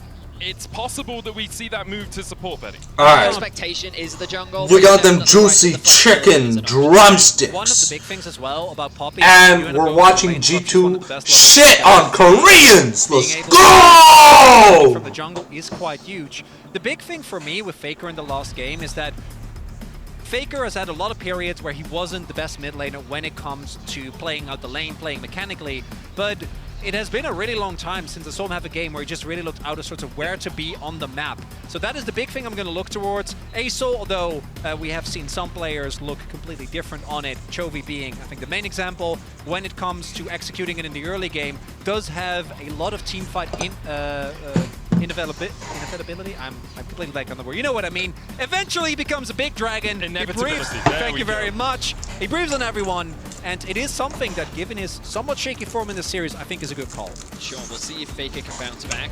Belveth, the respect continuing to be shown towards Yike. Again, I still think this Poppy is jungle, but the Nautilus, I was about to say, Nautilus has to be banned here, with the Renata ban heavily indicating from G2 that they want to grab that pick. Will they go for the Nautilus once more, sorry, the Leona once more, or are they thinking something else? Mickey, what have you got prepared for us? Obviously didn't have the best showing in the early game. That's a bait, ignore the hover, don't worry about that.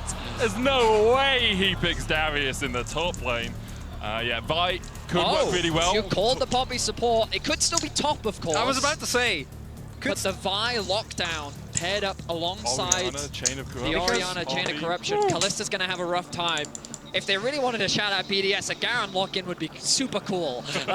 So what's big here is the fact that the Poppy also has a good matchup into Cassandre, which naturally would be one of the champions that you would go towards when it comes to blind pick in top, right? There's still the opportunity here for G2. It is Zeus though, so he's just gonna blind the TF here. We'll see what Carrier's pick is going to end up being, barring some Jarvan support shenanigans, which, of course, the thing is, it limits his options a lot, right? Like, he's thinking, maybe I need a range support, but Renata's taken away. Like, you don't want to play, maybe Brawn? Camille is a Camille into Poppy! Okay. Now, I remember Carrier playing the Camille once, and he didn't win the game, but I don't think it was on his back. Interestingly enough, he also played it, like, I don't know if it was a year and a half ago. Didn't go great. In that game, you are very correct. Yeah, also, not necessarily the guy. And as you're playing Camille into Poppy support. I know that. Yes! I mean, it gives you lockdown. If you can jump in, you put down your Hexagolden, you have the follow-up with the Falling Sky, you have a gold card, you have Cataclysm, you have a lot of circles, okay? I do love me a circle call. If T1 circles manage to kill G2 before G2 can chase out of them, it's good for T1, but I'm not sold on the Camille. Here's what I'll say. T1 have a lot of threats onto low mobility carries. You've got a Varus and an Orianna who hate playing into Jarvan traditionally, and I think Poppy as an idea is good. My question is, have they cooked too hard? By putting the Poppy into the support role, is that losing too much strength in the bot lane 2 versus 2? Perhaps into the Camille, this is a matchup I'm not super familiar with, so I might be completely wrong.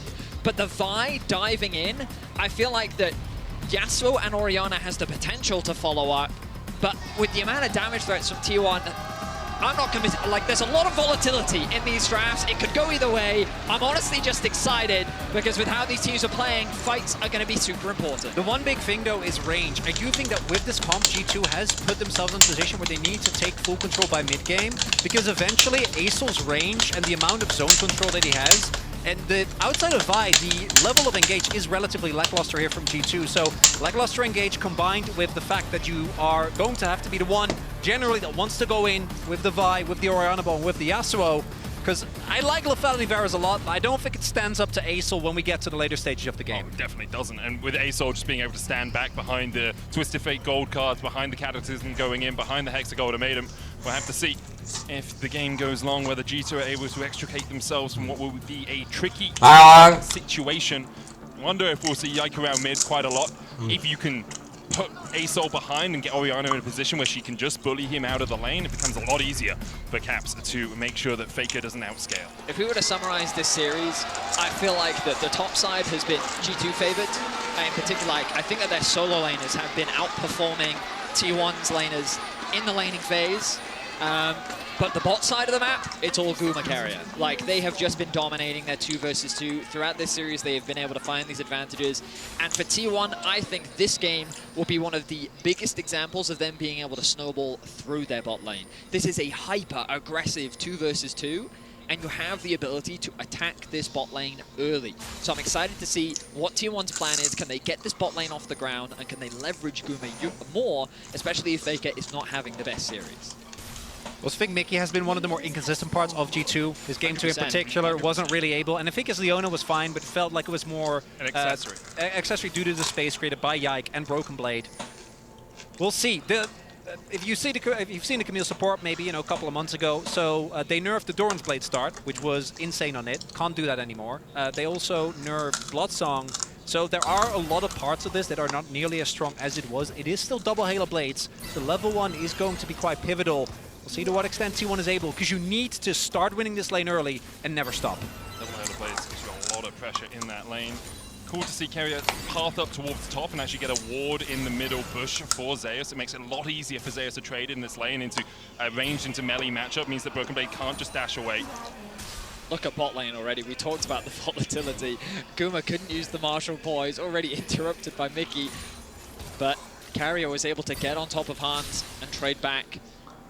Utilizing the W, we've been seeing this more from Camille's in early levels. Obviously, you're not going to get a huge amount of value out of the hook shot, given that you do have the Poppy Steadfast presence. Guma level 2, though, here it they're comes. 1 minion away. They get the level 2. They don't go any further forward immediately. Guma steps in, chunks out a little bit. Adaptive defenses for Carrier possibility. Hookshot wall dive, get the Steadfast presence out.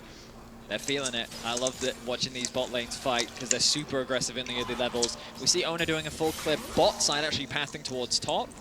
There's a Yike trying to navigate his way around that ward, but will be spotted out. One thing that is big to mention, though, is that last game that we saw this matchup in top, Zeus was playing into a Yasuo that got first blood.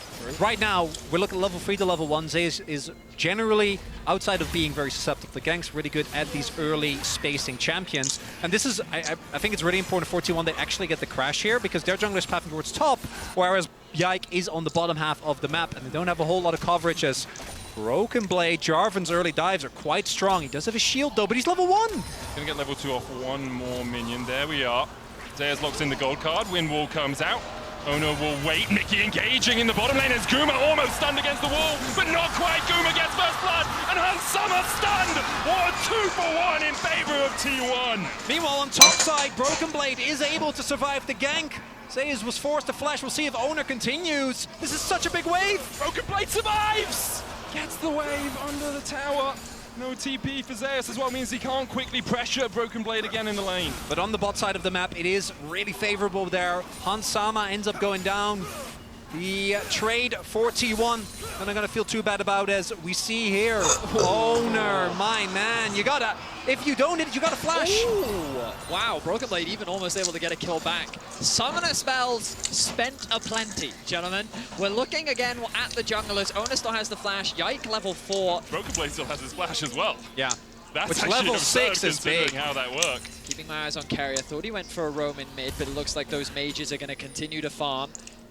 Mickey looking for a play, wave stacking. Could this be a dive in bot? Nope, I stand corrected. I thought Yike was still hovering around. He's chosen to commit the reset, likely going to path back towards top. But these lack of summoner spells, I need to see these junglers do something. We look back at this play.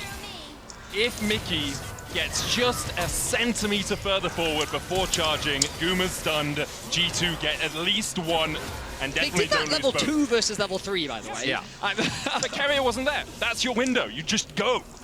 And that's what you have to do sometimes to Poppy. Instead, though, they do take a big gamble, and these type of lanes, double Halo Blades, do thrive on finding early leads. Now, when we look at the farm, it wasn't that bad of a trade. As Astral fly forward by Faker. Faker! Just needs this. That was beautiful! Second solo kill of this series against Faker. We talked about how he is playing out of his mind this year, and he finds another one. Step-up presence in by Mickey. Carrier flashes! But the precision protocol, Guma needs an order, but he just can't get in range on Summer. Blocking for Mickey, but the wave pushing in gonna be so difficult for Hans to survive under this tower. Yike has to make a beeline towards bot lane. Ona has his eyes as well on it. This bot lane is going to be so volatile, but it's Yike that's going to get there first. No vision for T1. Guma no flash. Carrier neither. Is it just cover? Yike needs his Q. 1 second. Here we go. Ona's on his way. Carrier stepping forward. Will the dive materialize? Ward across the wall. Yike dashes. Faker coming across from the side as well. Has the skies descend. As a result, Mickey's on his way. This could be the ball game right here. Faker goes in. Who tanks first? Already we see Huntama falling. Yike with a flash. Faker tanks a tower shot, but T1 able to get out. Caps looking for the flank. Has the shockwave, but no flash. Ona tanking on the front line as Mickey and Yike continue to collapse. Can Caps find Faker? Not today! Faker escapes. Guma falling low. The ignite not enough to take him. Attack will send him to an early grave. Oh my goodness, it's only 3-3 in kills, but the action is relentless. They're looking for... Oh, Yike won't actually commit to the play. Chooses not to overextend. Wow, I can't believe Caps didn't connect onto anyone with the shockwave, but we look back at the 1v1 in mid. it's Faker that decides that this all-in is happening. Look at this flash from Caps. He actually gets behind him, so look at this awkward loop-de-loop that he's trying to do with the Q. Caps back through him as well. Caps knows this matchup well. He is the ASOL guy in Europe, and he punishes Faker for it. We don't get a replay of the bot action. Nice initial dive from T1. Good overlap of the ultimate from Faker to make it impossible for Hansama to do anything. Caps' arrival means that G2 can get the chase down. But ultimately, I still feel like this bot lane heavily going in the favor of T1. And we look at top 2, a very different story compared to game 1. And he goes. Breath in. Zeus locks the gold card. Broken Blade just trading there. Not too much more going to happen. And this time around, we do actually see Zeus able to utilize that passive, right? Is able to build a sizable gold lead just in the isolate 1v1 because naturally, with all the attention being drawn towards the bot side of the map and the dives, the early aggression, both junglers looking to make an impact. I really want to go get some ketchup for my chicken, but... Zeus just using it to get back to lane and catch his wave. We are seeing, as you point out, that first kill from Caps already sets him up great. The fact that he's able to pick up another in the bottom half of the map, particularly given how consistent his Orianna performance was in the last game, is good for G2. Outside of that, though, this bot lane is going the way that T1 wants it to go. Yeah, exactly. And we talked about it coming into this draft, right? Expectations of the T1 wanted to try and make things happen in the bot lane, and they're doing a good job of it so far. 800 is the collective gold lead. But ultimately, when we kind of think about the comps, this Poppy is going to offer so much value later into the game. Caps is in such a commanding position. And while this Yasuo is struggling for now, admittedly, we know that this matchup is only going to get better for Broken Blade. Ghost is used. Cease and desist in the mid lane. Good skies descend though the shockwave. Faker dodges it, but Mickey's here. Faker no flash, and Mickey slams him into the wall. G2 collapse in mid to find another kill. All right, Caps. His accuracy on the shockwaves not the highest this game, but it doesn't matter because G2 still converted into a kill. Carrier on a ward. Yike's coming across. Carrier on a ward. Flash forward. Chain of corruption. The lock up on Guma. And there's nothing he can do to escape. The chase continues. Carrier doesn't have a flash. Can he hookshot? Can he wall dive? Oh, will.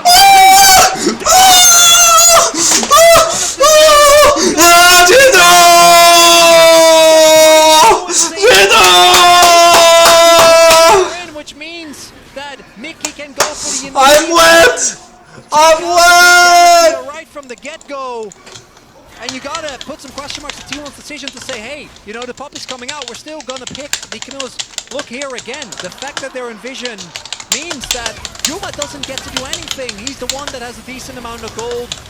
Not gonna be the case. The chain actually connecting onto Carrier as well. Roots in their last second. But honestly, I don't know if it would have made it out anyway. Without the flash available, no ultimate available either to try and dodge something. And look at how things are swinging now. Gold bounty on Hans and Caps. Yike. Finding impact where he can. And this isn't going to get any easier for Kalista the later we go into the game. No. Faker. Is he in danger? No. He's perfectly fine. Has the ability to get away to safety. But I did not think coming into today that I would be skeptical of Faker's individual performance. You were telling me coming into this series that Faker has had a great year individually. Yeah. He's been one of the best performing laners in the league outside of Borchovy. But overall, he's been an outstanding player. And to see him play the way that he has been a surprise. The good news for him is that Gumayusi and Kerry are still definitely on form and poised to still have an impact, even if there was a small blunder there in the bot lane.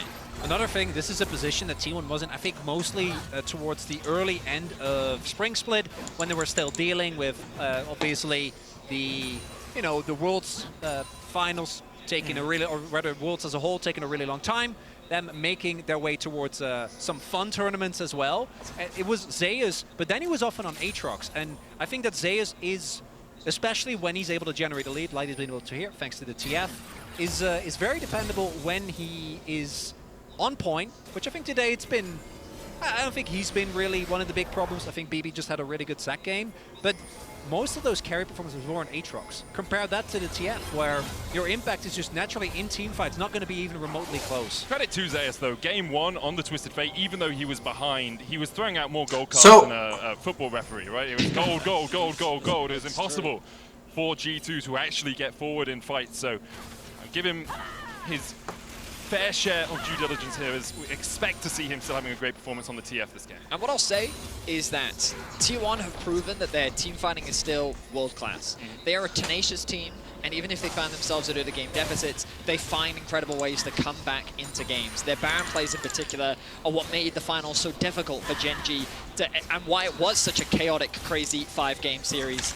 So definitely not going to count them out. G2 find themselves with about a 1k gold lead for now. Oner sets his sights on the bot lane.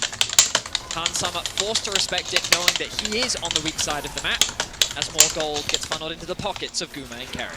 Yeah, the one problem I have is that T1 doesn't actually have that good of a team fight comp until he gets a late game, because Ace by himself. Yeah, when Aurelion Sol basically single-handedly makes your composition a team fight comp.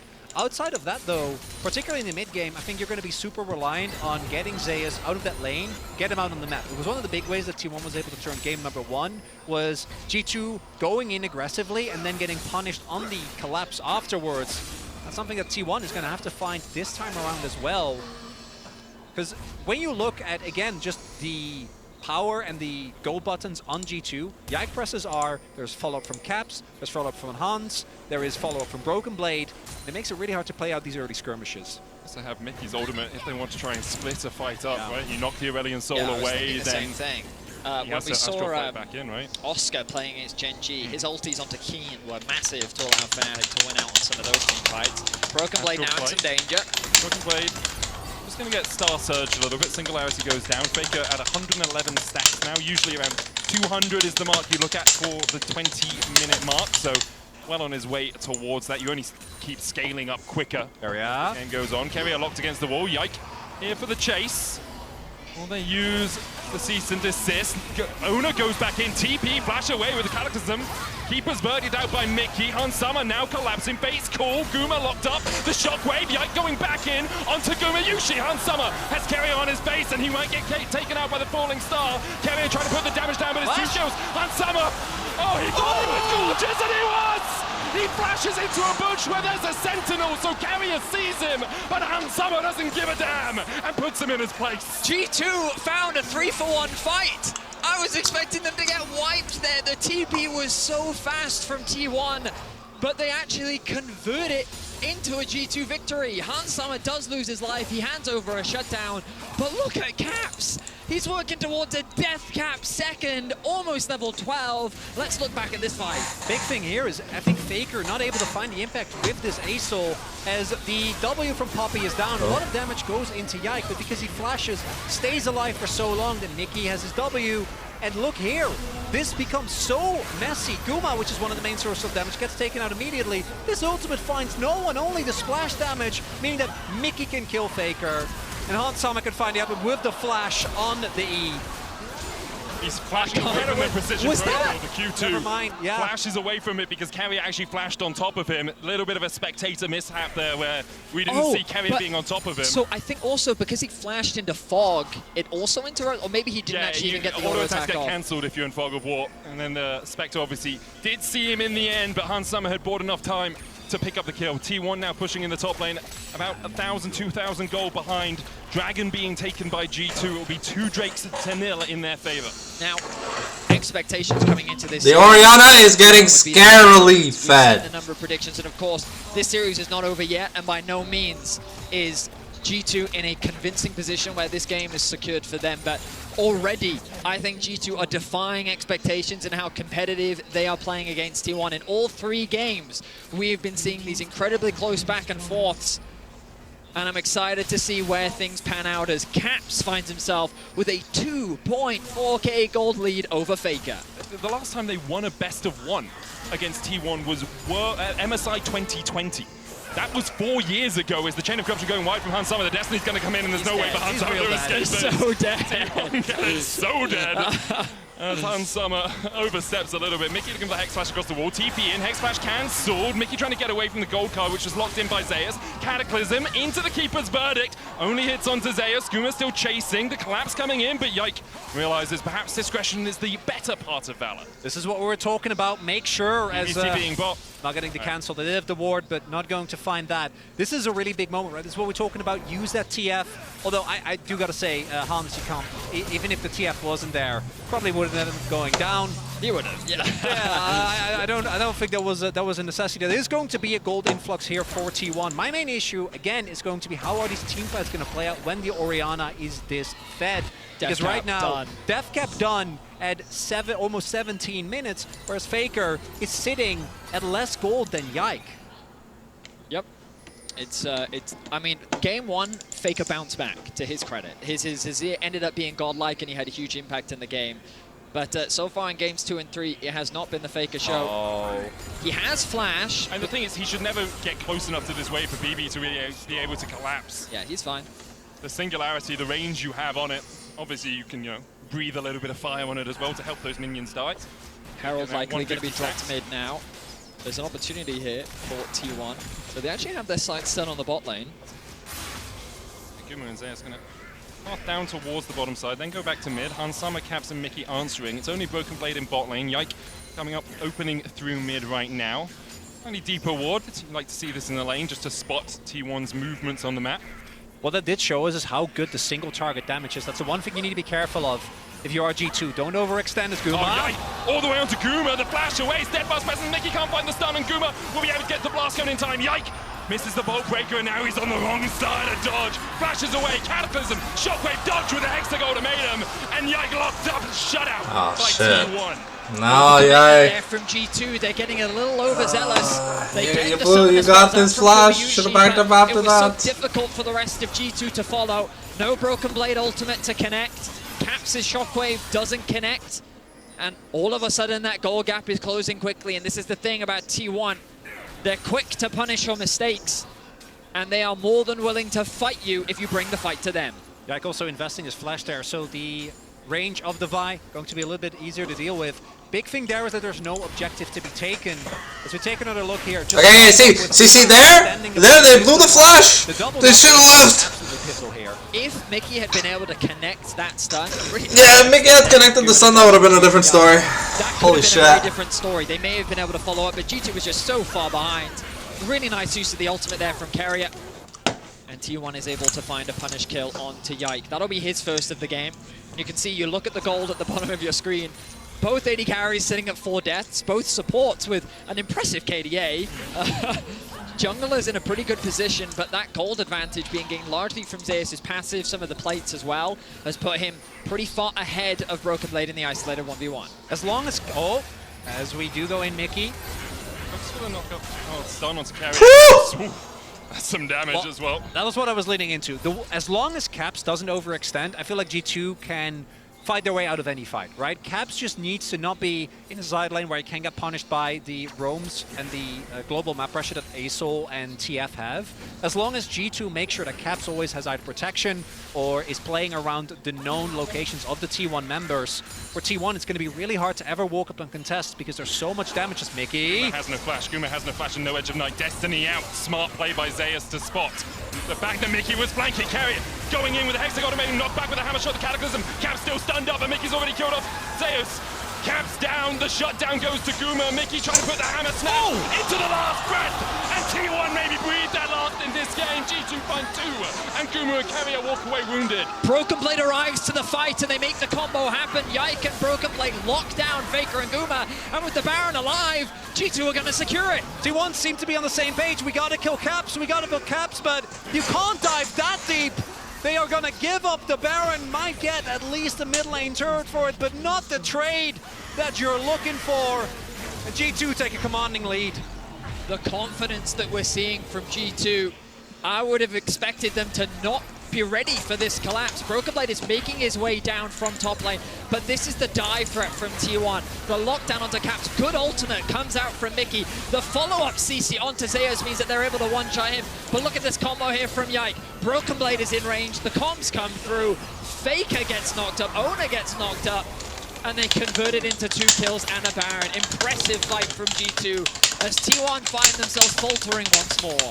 Drake available for G2 as well with the Soul Point Ocean Drake for them if they can find it. A 2,500 gold lead now for G2, and they are close to taking this series 2-2-1, going to match point against the current world champions. And at a time when I think a lot of people looked at EU coming into this MSI as weaker than, not than it's ever been, but definitely in a weaker state than we expected them to be. Do gotta say though, the Rebel Baron power play does for not getting too much. If you only end up getting a mid lane turret out of it, it is nice, but by itself, not enough. And I think this is where the threat of the TF, again, ideally you want to set up for at least a 1-4, maybe a 1-3-1, but don't really get to do that. So the Baron itself is going to give a decent amount of gold, but outside of the Soul Point, which is valuable, Ocean Soul obviously not going to be your preferred Drake of choice. Importantly for G2, Camps didn't burn his flash in that last fight. Was CC'd for a long time. I think there was a small opportunity in there, but held on to it. Carrier has no flash, Faker has no flash. Ona has his though, so the ability to lock down the G2 mid laner is still a possibility. I will also say that Mickey's had an incredible game. Yeah. Like, his Poppy in every single play has been outstanding. And considering his game 1 and 2 that were not the best, he has definitely turned things around. He's been involved in 11 of G2's 12 kills. And I think that this Poppy pick was so valuable and continues to be so. We'll see if T1... He's poppying off, maybe. He is poppying off, Medic. Yes, he is. I'll give you that one. I'm looking left to right, audience. I don't get this. I don't get this reference. With Atlas, mate. It's popping off, but poppying off. He's popping off, popping off. Yeah, okay, costume with Atlas should grab me for that one. That one's on me. Thank you for the explanation. That's all right. G2 now setting up a siege. This tower's going to be difficult to knock down, though. The wind wall should prove helpful. Carrier, no hookshot wall dive. Stun card locked onto Yike. Singularity going down. Broken Blade dashing forward. The threat of the Steel Tempest lands that Q3. No last breath to follow up. Another tower goes down. Carrier dashing in, dashing out. Dancing all about. The chase continues as T1 is trying to be a nuisance to G2. They should all be able to back away together with this Baron empowered recall. Never mind. T1 continues to step forward. They're cautious, though. Yeah, Ona doing the correct thing. Mickey, the last man standing. But the rest of the team will go back to base. The Baron wearing off soon, if it hasn't already. And the Dragon will be the next point of contention. So now both teams will likely enter a neutral state, looking to get what farm they can. Secure as many items as possible ahead of the upcoming fight. You can see the components of the Zhonya's Hourglass being finished up for Caps, getting close to level 16. He's likely to get it ahead of the next Dragon fight, meaning he's going to have his level 3 ultimate unlocked.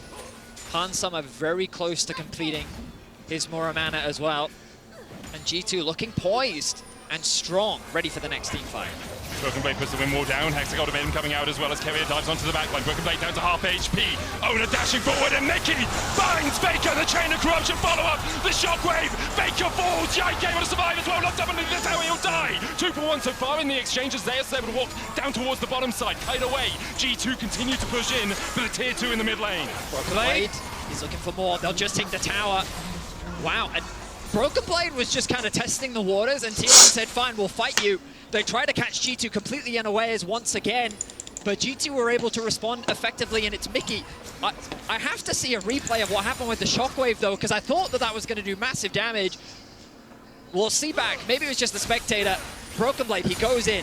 Obviously, this is a bit of an overstep. He's relying on the wind wall. Carrier gets the initiation, but then look at Mickey here. Doesn't connect the ultimate on anyone. Locks Faker up, and then the dive comes through. Oh, Broken Blade wasn't. Here is Faker outside of his ult. Again, doesn't actually find anyone. The re-engage from Yike there does end up getting him taken down. But with the rest of G2, and again, crucially, Caps still being unthreatened because everything was used trying to kill this Yasuo, which, by the way, didn't flash, didn't die. Carrier into the wall. Hans Sommer there for the follow-up, just looking to chunk Carrier out. Whoa! Well, that's a hell of a chunk from G2. The chain of crush and landing as well. As Zeus going to try and look in the gold card to stop Hans Sommer from the chase. But Yike is here, and Zeus is not long for the rift. G2 find another 2 with Drake up in a minute's time. 26 minutes in, and G2 are slaughtering T1 right now. They're running amok in their jungle, and Mickey just continues to find more picks. One of the few bright spots that T1 still had left. Zeus tried to save his teammate. Not going to do a whole lot as the amount of damage that G2 have available, the amount of chase, absolutely impeccable. And one of the big things we talked about, again, it's the fact that Mickey, being Poppy, outside of a gold card, which in of itself isn't going to be enough threat, he legitimately can just face check every single time. And T1 can't. No one on T1 can walk forward, because if they end up meeting this Poppy, they can't escape, and then they just get taken down by the amount of damage that's there for the rest of the team. I was going to say, if you're playing solo queue, don't look at Mickey's build. Mikhail's Dead Man's Blood Song does a lot of damage, but the McKills actually for the I love gold it. I love the tag. I respect it. I just don't want to see my supports trying to pull it out in the middle of a game as Hans Sommer begins to collapse on T1. TP into the mid lane. Drake up. So the battle lines drawn. T1 would be walking into fog. The standard, their only bit of vision. One ward now in the river. Faker needs to find a Sky's Descent, but he doesn't have the upgraded ultimate as Ona looks for the flank vision on him. Ona just wants to get in here, now out of vision. Last breath going in, it's secured by Yike. No damage between the two teams really as G2 just get the Drake and get out, but Yike is overstepping. Cease and desist on the backline into the last breath, into the shockwave. Faker is yeeted the hell out of the fight, and even the base core might not be enough to save Carrier. Ona down, Guma down, T1 down, and G2 on the brink of taking a lead versus T1. T1 again, they try to force. Again, they don't succeed. Trying to take down Yike. He's able to turn it with an immediate ultimate. Faker's going to TP back in a desperate attempt. Yike won't find him, but I don't think it's going to make a difference. G2 is looking to end the game right here. Sub 30 minutes. G2 have torn T1 apart. He's got the wave, though. This is really smart. Carrier catches it. The cannon minion dies, and there's only one minion left alive. G2 unable to advance. Intelligent stuff from the T1 support. Can't clear, though. This is not your normal Camille. No Revenous Hydra available, so next wave, this is going to delay, but it just means G2 still get a massive gold lead. Going to pick up the Baron and look for the end on the next push. G2 continue to defy expectations. With the Baron locked in, this looks like G2's game to lose. Underestimated at every turn. They have taken the fight to T1, and this should be the last-ditch effort from T1. No flash for Ona, but the Cataclysm, Mickey locks him up. Ona shut out. And G2 did everything they needed to make sure there was no steal happening as the flash shockwave on Faker takes him down to half. Mickey with a slam into the wall, and Guma's hopes of winning this game are being slammed in his face. G2 almost clean acing T1. Guma dies, there it is, a clean ace for G2. Alive for G2, 5 days. I am so proud to be a G2 fan. They finally stood up to the allegations. On the radar for G2, it is G2 T1. Game 4 in a bit, boys. Has been in a Alright, game 4, boys. Can G2 lock it in? Out of series, and I think that something we discussed in the previous game was, okay, yes, you took away the Zac and you took away the Rek'Sai. And you got shit on. You committed all these champions into a Poppy that you didn't expect. And the thing that I think is surprising T1 is G2's flexibility in the draft. The fact that they're willing to pick Yasuo in the top lane. The fact that they're willing to prioritize Orianna. Some of the shifts I want to see for T1, get Faker back on Azir or Orianna. Make that the priority pick. Kalista taken away does increase the value of the Varus. The question is, will G2 actually choose to ban that away? Or they I mean, if they ban the Varus, then Hans doesn't have anything he can play. When it comes to series, besides T1s, Jinx. especially with the Worlds win, did really kind of shake off a lot of what happened for them in the I don't know, what was it, like 6 finals beforehand. But Game 5s specifically still have been something that they have struggled with in terms of individual performances. As Guma, I think one of the few players on T1 where I feel like he's had a great series. Yep. It just, he's the guy known for the egg in the ramen. The egg is there. The ramen not so being cooked. So for take away the Orianna here. We'll talk about the picks as well. The fact that Faker isn't performing, we saw what it did to T1 last year when Poby came in, and that was because he was the voice, right, that the team needed.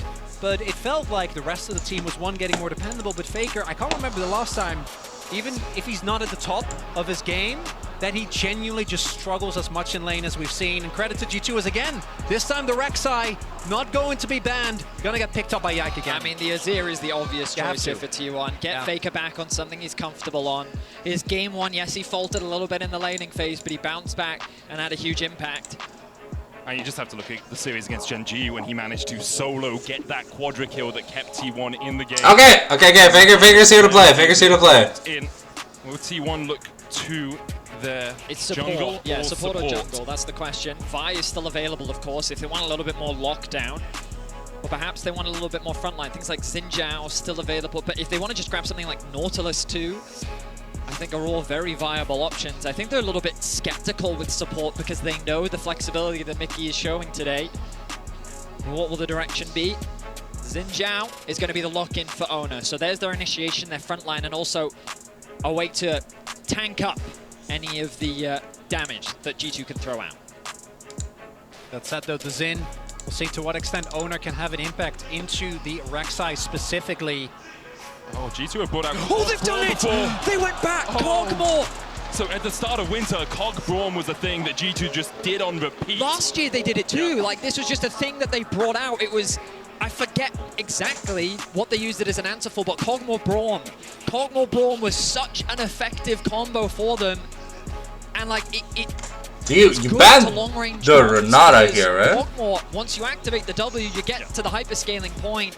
You have so much utility with the Braum as well. You can even team it up with Emilio if you want that extra range. We haven't seen a lane swap yet. Cog Emilio in a lane swap can be very powerful. I mean, to get through the early levels, for sure. But Aatrox? in terms of taking towers, I think we just ban Aatrox here? Sure, but Emilio can even go Demolish. You just go Revitalize Demolish on your secondary tree, and that helps you with the pressure on the lane. Also wondering if T1 are also going to know that and go for the takeaway of the Braum. No, it's going to be the Lulu ban. Oh, you grabbed them. Instead. I mean, much more traditional Cog Lulu. We see that quite a bit. Cogmore Braum is more of a G2 special. Renata's still a possibility with how many people want to step into you. Renata ultimate here, very good. Braum is a wall, but Renata still acts as effective disengage, right? And it just offers more scaling options for the Cogmore too. Mickey hasn't lost on it this year either. Would be something. Carrier's barred. Yeah, Carrier has relied on this. There are 3 immobile characters on the enemy team. It is, yeah. He wanted Lux, but he didn't play Lux, so that was a bit of a problem. I was going to say earlier, we haven't seen K'Sante so far this day. K'Sante barred. All right, so Carrier is not going to play as much for lane. Okay, what kind of pick does the Godfather have for us? He is the spice of G2. Come on, Broken Blade. You sex. And they round things out with a Poppy once more. It's what we talked about in the previous game. The Poppy is also great into the K'Sante. Last time, Oscar against Gen G. Exactly. They don't want to go for it. And the early laning phase is actually really, really punishing. Does mean that, again, I feel like we really expected there to be more lane swaps in this series. I did expect it. But also G2 talked about them all the time. They literally only did lane swaps in the playoffs. Come into MSI, everyone's doing lane swaps, and then G2's like, no, we're over that. That's subverting expectations. Is what G2 do so well with it. I mean, maybe extrapolating that a little. It's one of the things where, like, the truth is, coming into this series, we had no idea what G2 was going to look like. They were one of the first teams to get to China. They immediately went into scrimming. Like, they've done nothing but prep to prove people that they can be the drivers of their own destiny. And today, taking 2 games off T1, who's already changed the opinions of many, The question is, can they close things out, or can T1 prove to the world, or remind the world, I should say, why they are the reigning world champions? And T1 is on the precipice of reliving some very, very bad flashbacks to what was the darkest days for the LCK, and it was specifically T1 that G2 took down. T1, not only are they going to have to win this game, they're also going to have to conquer their game number 5 struggles that this team has dealt with over the last, like, 3 years since they've gotten together. Once more onto the Rift, my friends, for what has been an electrifying series so far. I know a lot of the neutrals at home want 5. I kind of want 5 too. I think more of this would be fun. And I won't hide the fact that if G2 win this, what a day that would be for Europe. What a day it would be for G2.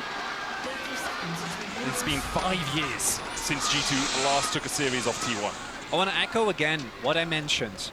Even in the game where he bounced back in game number 1, Faker has genuinely looked like the worst he has all year. Like his individual laning phase in the LCK wasn't why T1 was good, wasn't why T1 did so good at Worlds last year, and it wasn't why they've made so many consecutive finals necessarily. It was his voice, it was his shot calling, but he was always dependable in lane. He was always there to at least absorb pressure, absorb ganks. We saw a lot of that last year in Worlds as well. The way that he played against LNG, for example, I think was pivotal. And we're also seeing how pivotal, again, how essential Faker performing is to T1 as a team, as Broken Blade will get spotted. Just trying to get his head in there, get the ward down to spot Owner's early pathing. Yike was spotted on a ward as well. The traditional Faker ward up near those Razor Beaks. So both the junglers' early positioning should be known by these two teams. I really can't believe that Hansen just brought out the Cosmore. I was kind of disappointed at last year's Worlds that we didn't get more of it. So for him to bring it out of his back pocket when they barely played it, I don't think they did even play it this year once. Played it once. Yeah. Oh, one game, okay. But Caps off to a good start in the lane, already putting pressure down. And you can tell Caps in game 1, I mean, he was already having a solid game. You can see that he was kind of still feeling out the stage, getting some of the nerves out. 2, 3, and 4, his confidence has only grown. And it definitely feels like that he's getting the better of Faker in this series. You have to remember, G2, these are their first stage games as well, so having a few nerves, having a little bit of apprehension early doors isn't too surprising. Carrier and Guma, once again, getting level 2 first. Carrier's been so on point with these cosmic bindings. He's just so good at it. Also see that the top side of the map, both junglers pathing towards bot, both spotted as well. Owner a little bit behind, particularly things like Raptors, Rek'Sai obviously choose through very, very quickly. Does mean that T1, again, ideally is going to look towards the crash. A really big turning point for me in the previous game was when Guma and Carrier were trying to punish, trying to catch a rotating Mickey on a ward. And that was the point where I feel like one of T1's finals outs in that game were taken away.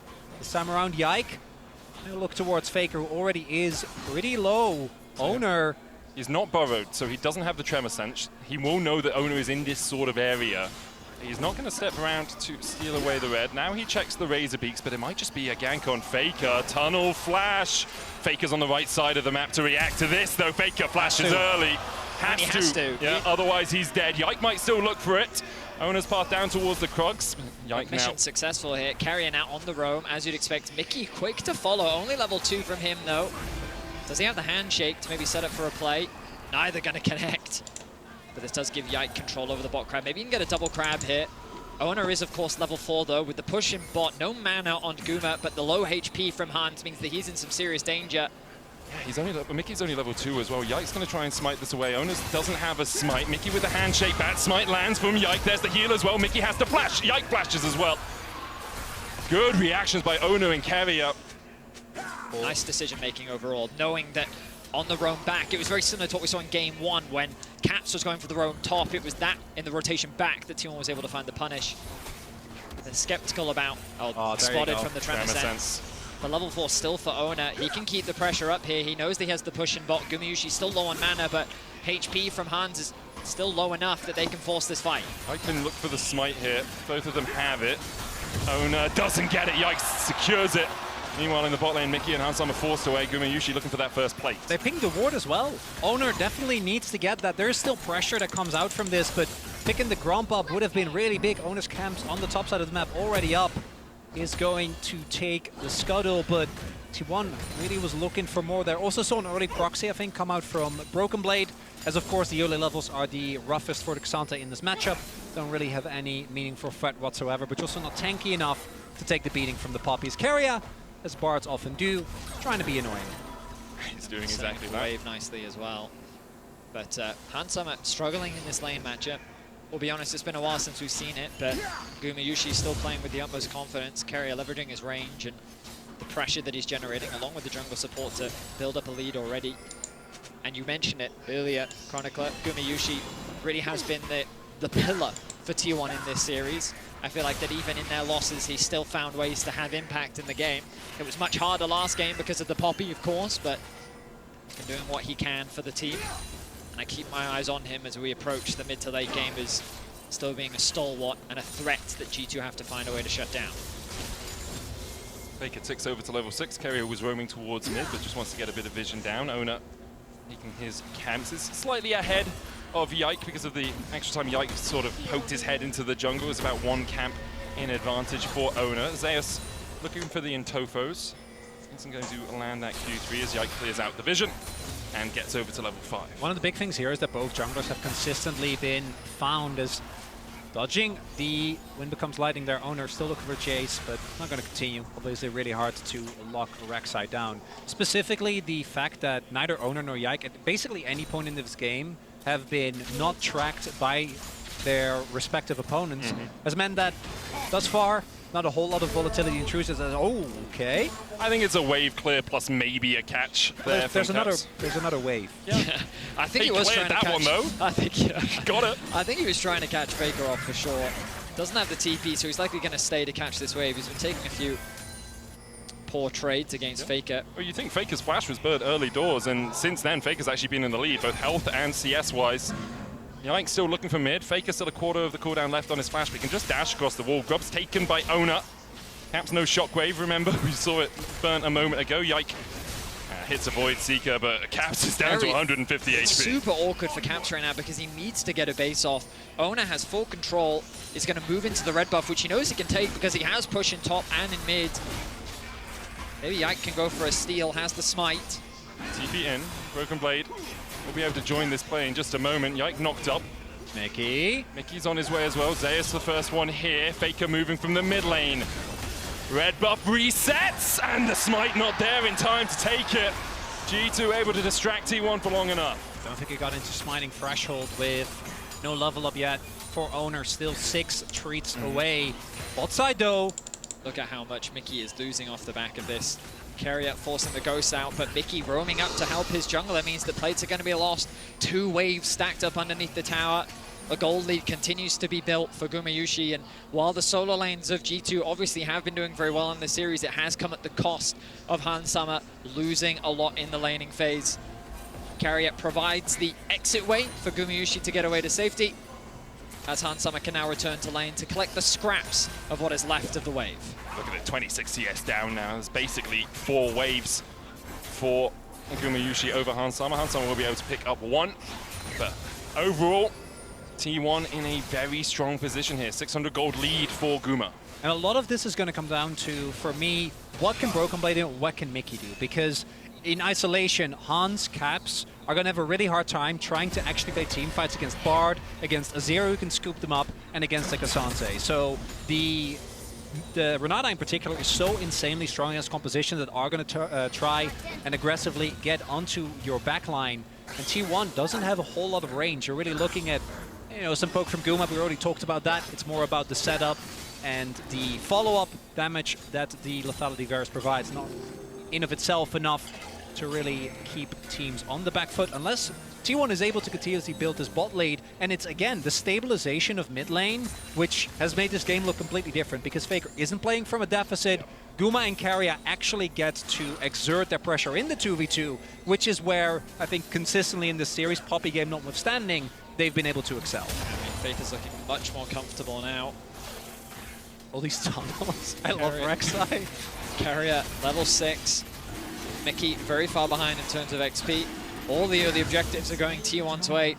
G2's options feel very limited. in terms of where they can actually set up plays. You've got to remember the added safety, even though Faker lost his flash. Oh, here we go.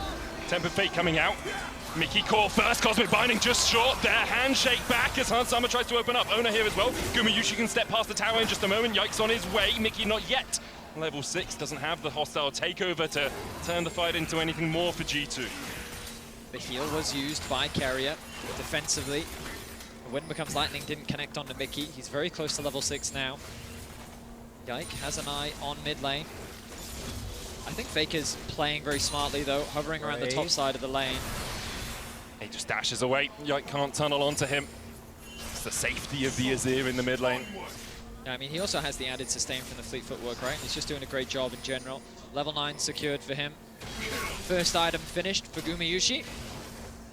And overall, Tier 1 with a 1k gold lead.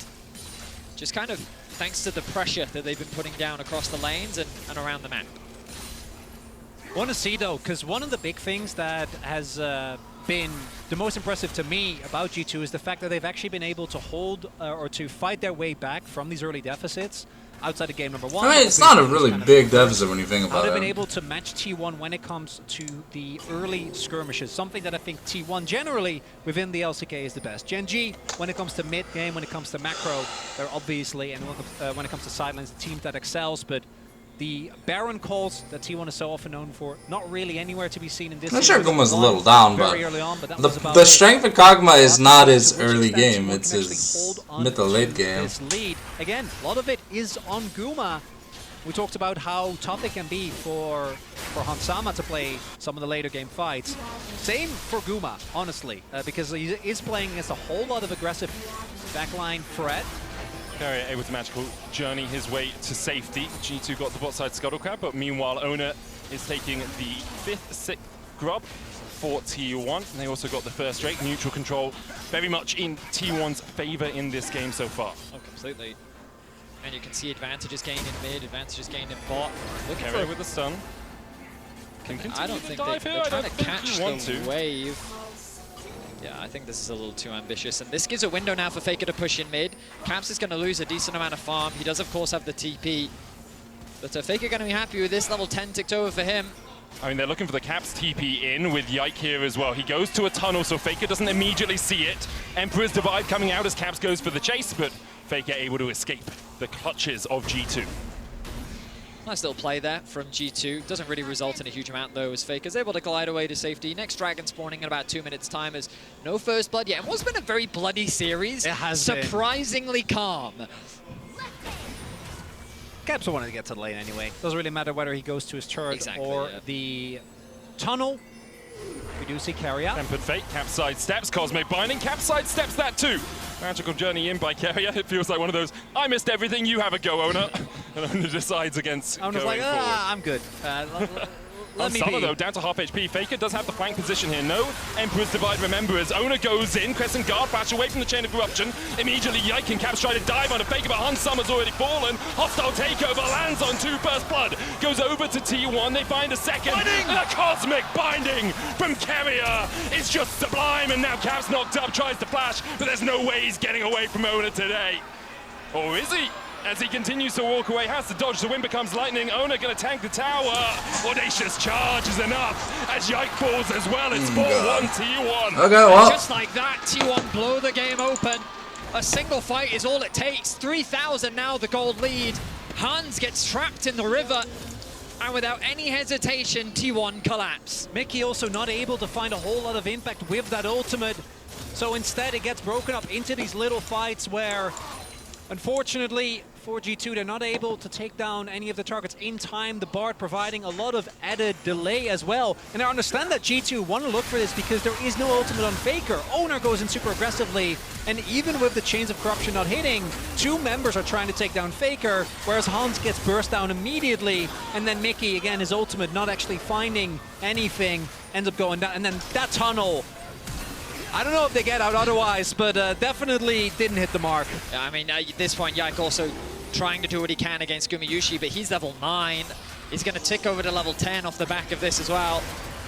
And now this Varus is incredibly fed. They don't have a Zac this time. They don't quite have that same dive buddy presence.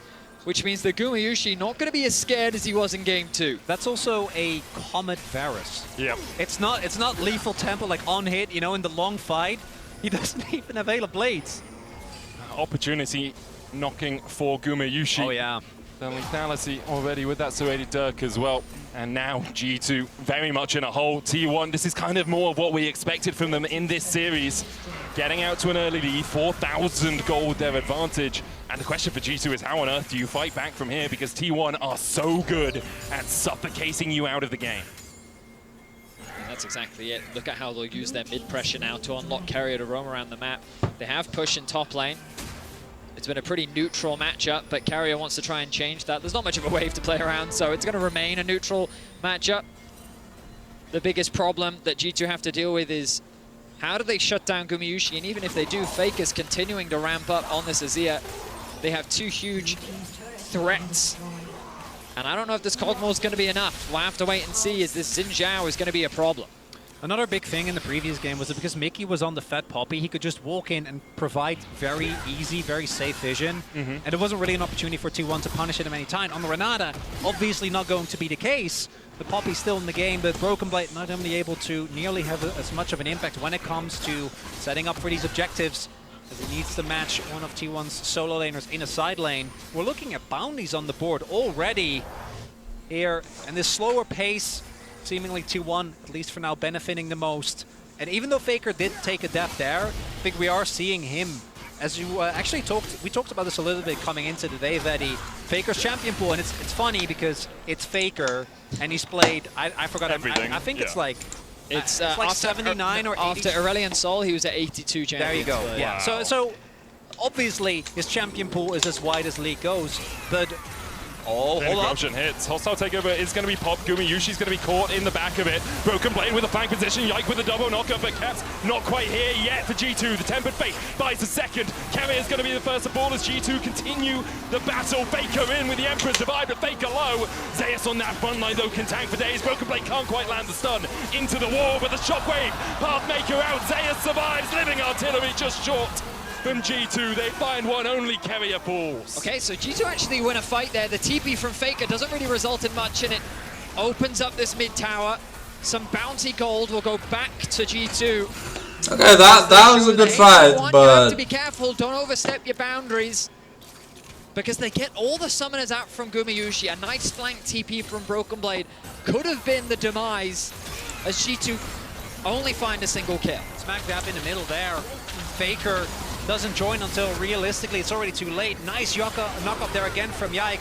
And Guma gets taken out of this fight so early because first he goes berserk, then has to use his summoners just to stay alive. And then here, by the time Faker shows up, it's only really to try and get himself out. The fact that Zeus doesn't die is actually quite big. If Hansama ends up getting that kill as well, and maybe they can start getting him in a better position, could have been big as Guma. Gumayushi, no summoners on him. Chain of Corruption goes wide and Guma's just down. Caps TP behind as well. Drake up in a minute and a half, still a while. that was horrible from Guma. And once again, the curse of being in the lead seems to be playing up in this game. An uncharacteristic mistake from Gumayushi, the staple of T1, finds himself overextended in mid lane and is collapsed on by G2. Crucially, they give that shutdown over to Hans. Faker going in. Titanic Hydra, not enough. The shockwave onto Faker. Yike dashing away, but Ona's here and will happily accept that kill. Carrier with another Cosmic Binding. Hansama trying to close in from the side, but he knows that Ona's on his way. Caps falling low, but will manage to fight another day. And just like that, T1 reaffirm their control. They remind G2 that this jungle does not belong to them. They find a pick onto Yike and go back to their winning ways. Owner on this Xin Zhao, exactly where he needs to be. Has looked, I think, by far the best on this. One of the big things that I was wondering about coming into the tournament is what is Owner going to play, given that the champion he has looked the best on over like the last year and a half, the Rel, has been taken out of the jungle. Xin Zhao clearly has been one of his main champions that he is able to have this mid-game impact on. That said, though, 2 TPs were invested there from G2, both to great effect. The gold lead, though, still 4K in favor, and the Hex Stack Soul specifically is one that I don't think you can afford to give soul points to. Zeus alone here. Doesn't have the Ghost, has the Pathmaker. Steadfast Presence locked him up for a second. Broken Blade chasing in, Void Rush, Caps collapsing, Ona's on his way, but can Zeus survive for long enough?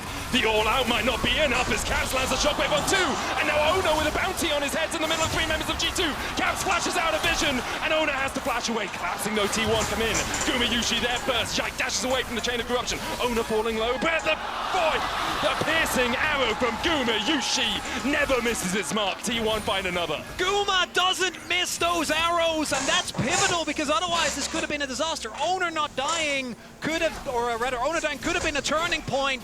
Zaze goes down. Now the question becomes, does T1 still get their way with this dragon? Setting up soul point here would be huge, and there was a lot invested to the top side by G2. Faker secures a tower in the bot lane and gets another 700 gold for himself. This is Rescue 1, boys.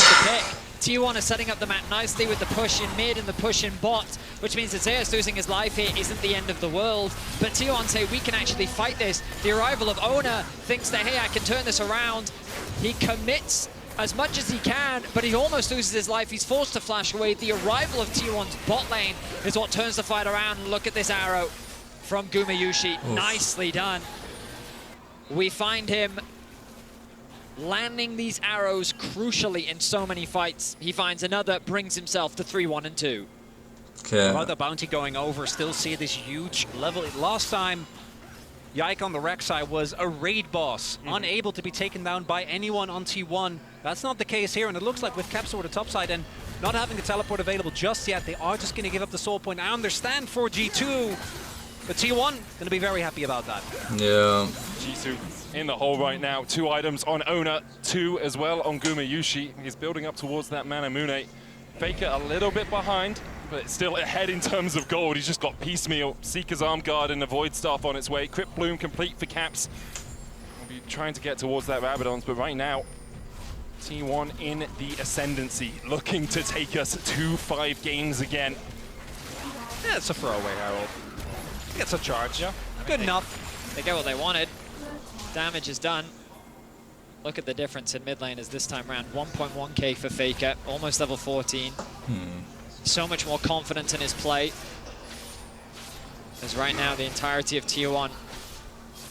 I mean, the way they've built these leads has just been through superior laning and smart map moves. They've had full control over the early objectives, and it felt like G2 have just had no options.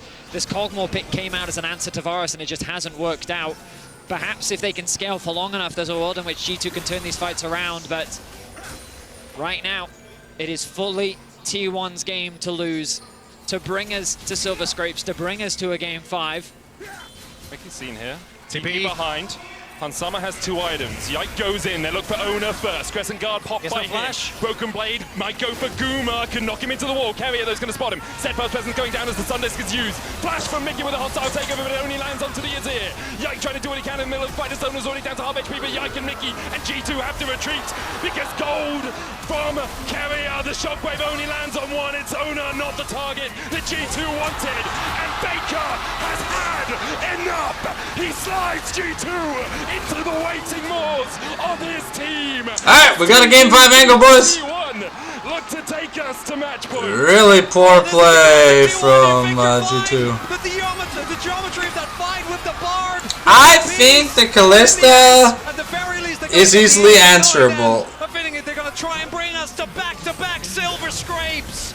There is something inevitable about Faker. There is something indomitable. I don't know, man. Faker didn't do much that game. He comes up alive. 8 seconds on Hansama. No minion wave here for T1, but they have the might to try and help out. The wave about 5 seconds away. Hansama will respawn in time. T1 take the gate out and have a little patience. They were so close to ending the game right there, but the Baron will have to do. All 5 members remain alive. And the fight was so disconnected. G2's Hansama was nowhere to be found. He couldn't land the damage. The shockwave was barely impactful. Caps? He completely whiffs the shockwave. Doesn't even send the ball over.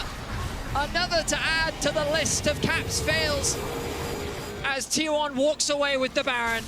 It's been a lot of ups and downs as this all starts off with Owner getting engaged on. It's so hard to actually take down a Xin Zhao and do reliable damage. As Keria zones Broken Blade away, then Owner ends up going back in here, which keeps Caps away. And Hansama, as you pointed out, Betty, nowhere near the fight.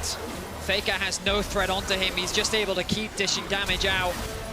There, the shockwave only connects onto Owner, and at this point, as Medic said, Faker had had enough. Flashes in, connects the ult onto 2, creates a wall that G2 cannot escape from. And this Kog'Maw hasn't felt great. That flash didn't either. T1.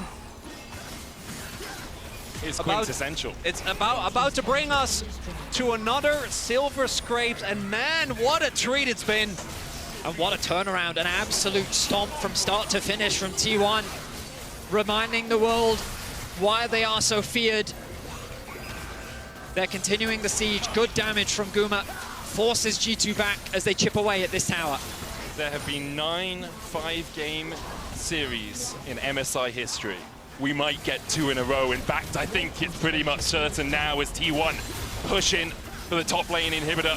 G2 have half a Nexus tower to try and defend. Broken Blade, steadfast presence will stop Owners engage. Gumayushi down to half HP. Zeus pulled back with a handshake, but he's tanky enough.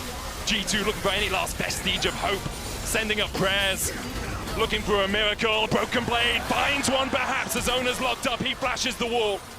All they're going to do is buy a little time here. But time is swiftly running out. Kronos himself is playing for T1, and Faker goes in again.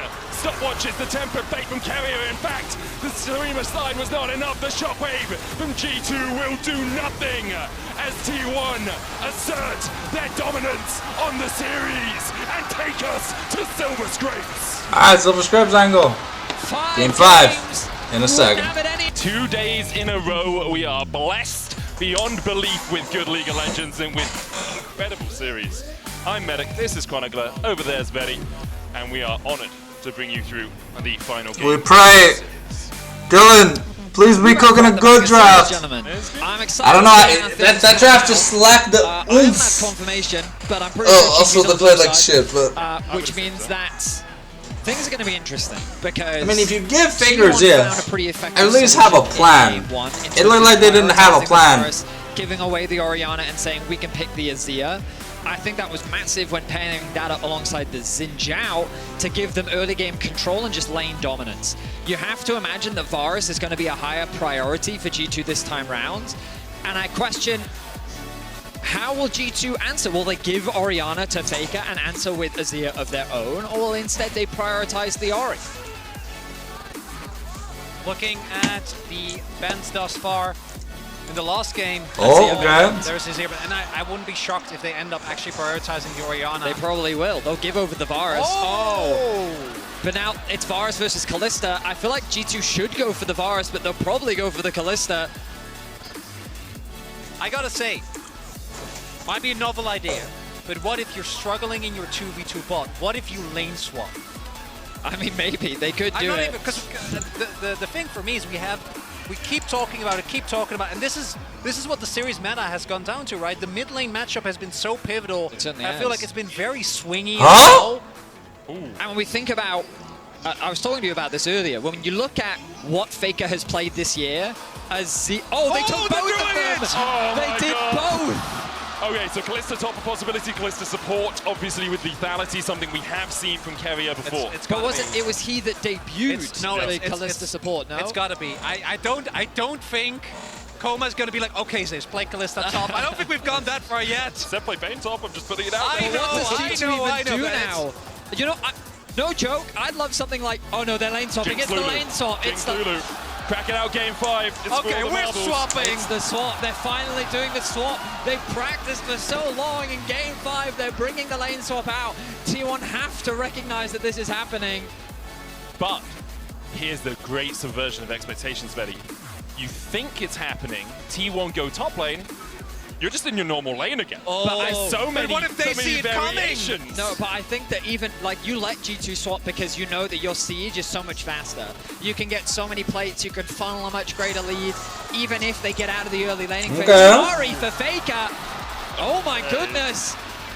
They wanted to make sure he gets something comfortable so that the pool can't be pinched even more, and it's going to lock in one of his all-time favorite champions. This is such an incredible amount of faith. Because I think Faker today mechanically just hasn't looked that good, and Ari is one of those champions that falls completely flat. But T1 stands or falls by Faker, and the Ari has been a pretty popular pick into the Taliyah. At first sight, you might be like, but Ari has dashes, Taliyah counters dashes, but because of the amount of mobility you have with the triple ultimate, actually able to play around. I was about to ask, will they ban Poppy again? Because it's Kalista Ari. I mean, they should have. G2 can now pick the Poppy. Typically, G2 would put the Lulu here. Yeah. You'd have the Demolition Rune is what they did domestically, and then they would move to a side lane and then, you know, do the whole split pushing thing. I mean, that's why they banned the Jarvan as well. Low Split mobility pushing, carries. lane swap. Lane swapping. I mean, it's kind of split pushing, just, you know, a few steps removed. So they're just getting rid of all the dive from Ona. Very likely looking at a Xin Zhao now. Nocturne as well. Less exciting. Sejuani still does give you good threat on the back line and gives you a tank to stand in front of the Ari. Lee Sin. It's got to be. Like, I think that this game... But if they do that, it's Poppy, bro. Well, I know, but it's Poppy anyway. That's the problem. Maybe you want to look and just lock in, say, the Cassante for topside. Otherwise, T1 must have an amazing plan. Ona's Lee Sin. This is the...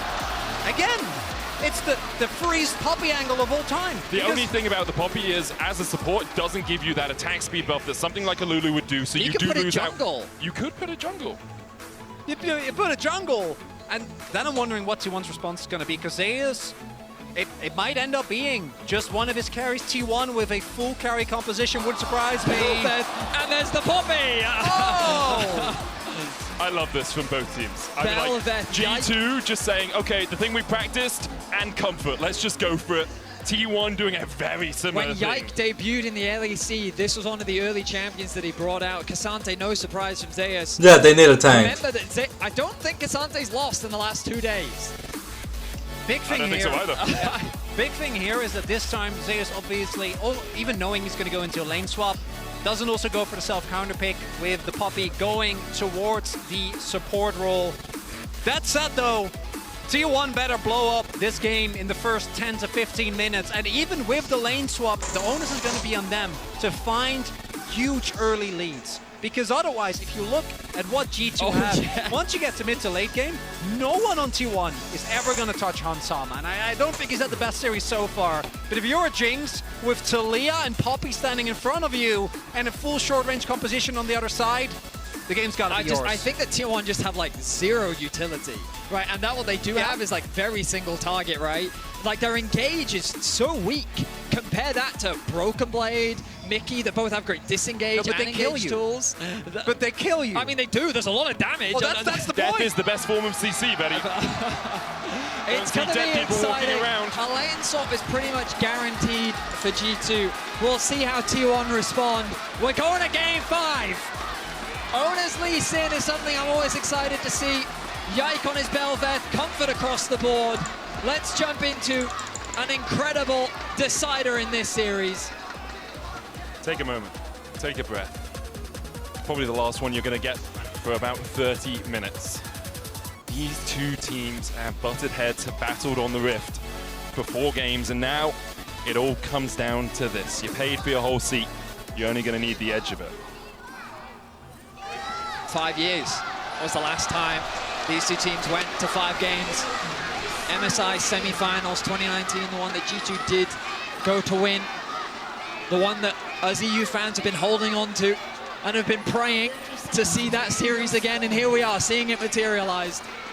A rivalry, an international rivalry that has not sparked for a while, but is elating so many fans today.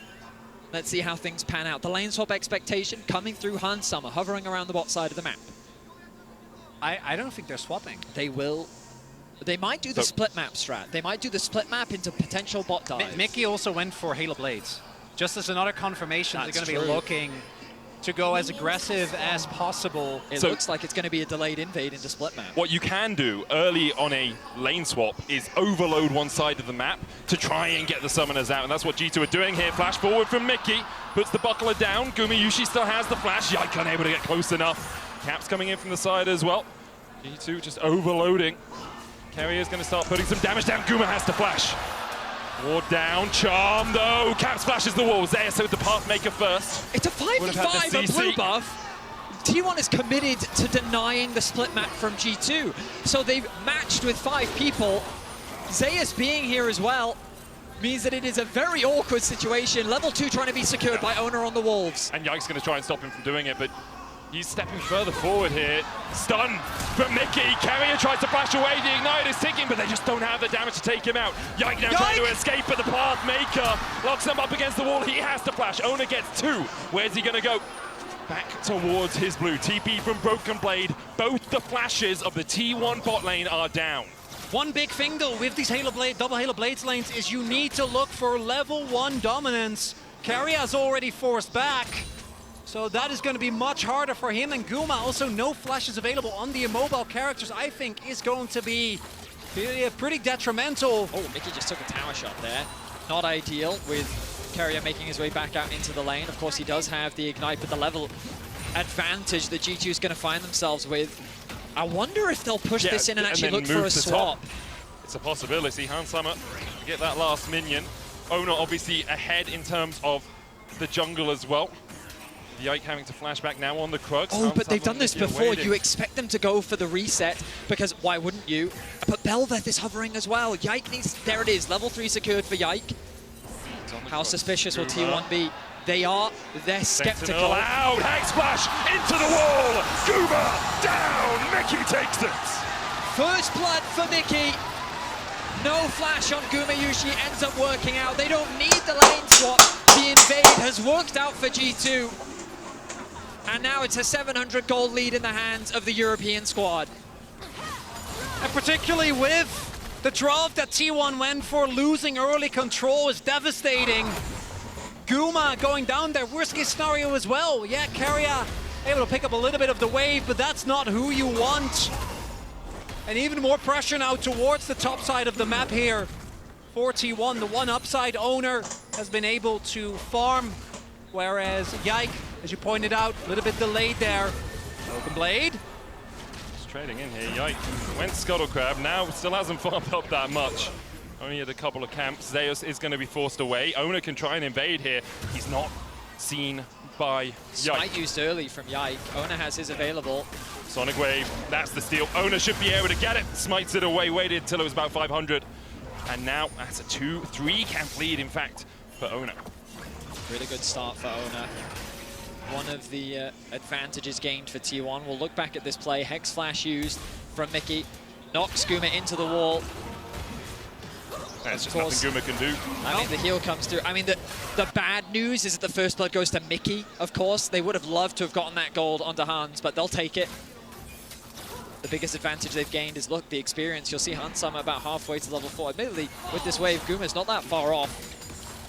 Guma was alone under the tower for a while in the early game, so has been able to get that little bit of extra XP. Broken Blade dashing in here. Pathmaker back. Owner looking for the Sonic Wave. Broken Blade does have his flash. Zeus flashed away from the Sonic Wave there. Broken Blade able to survive, but now in a much more precarious situation in the top lane.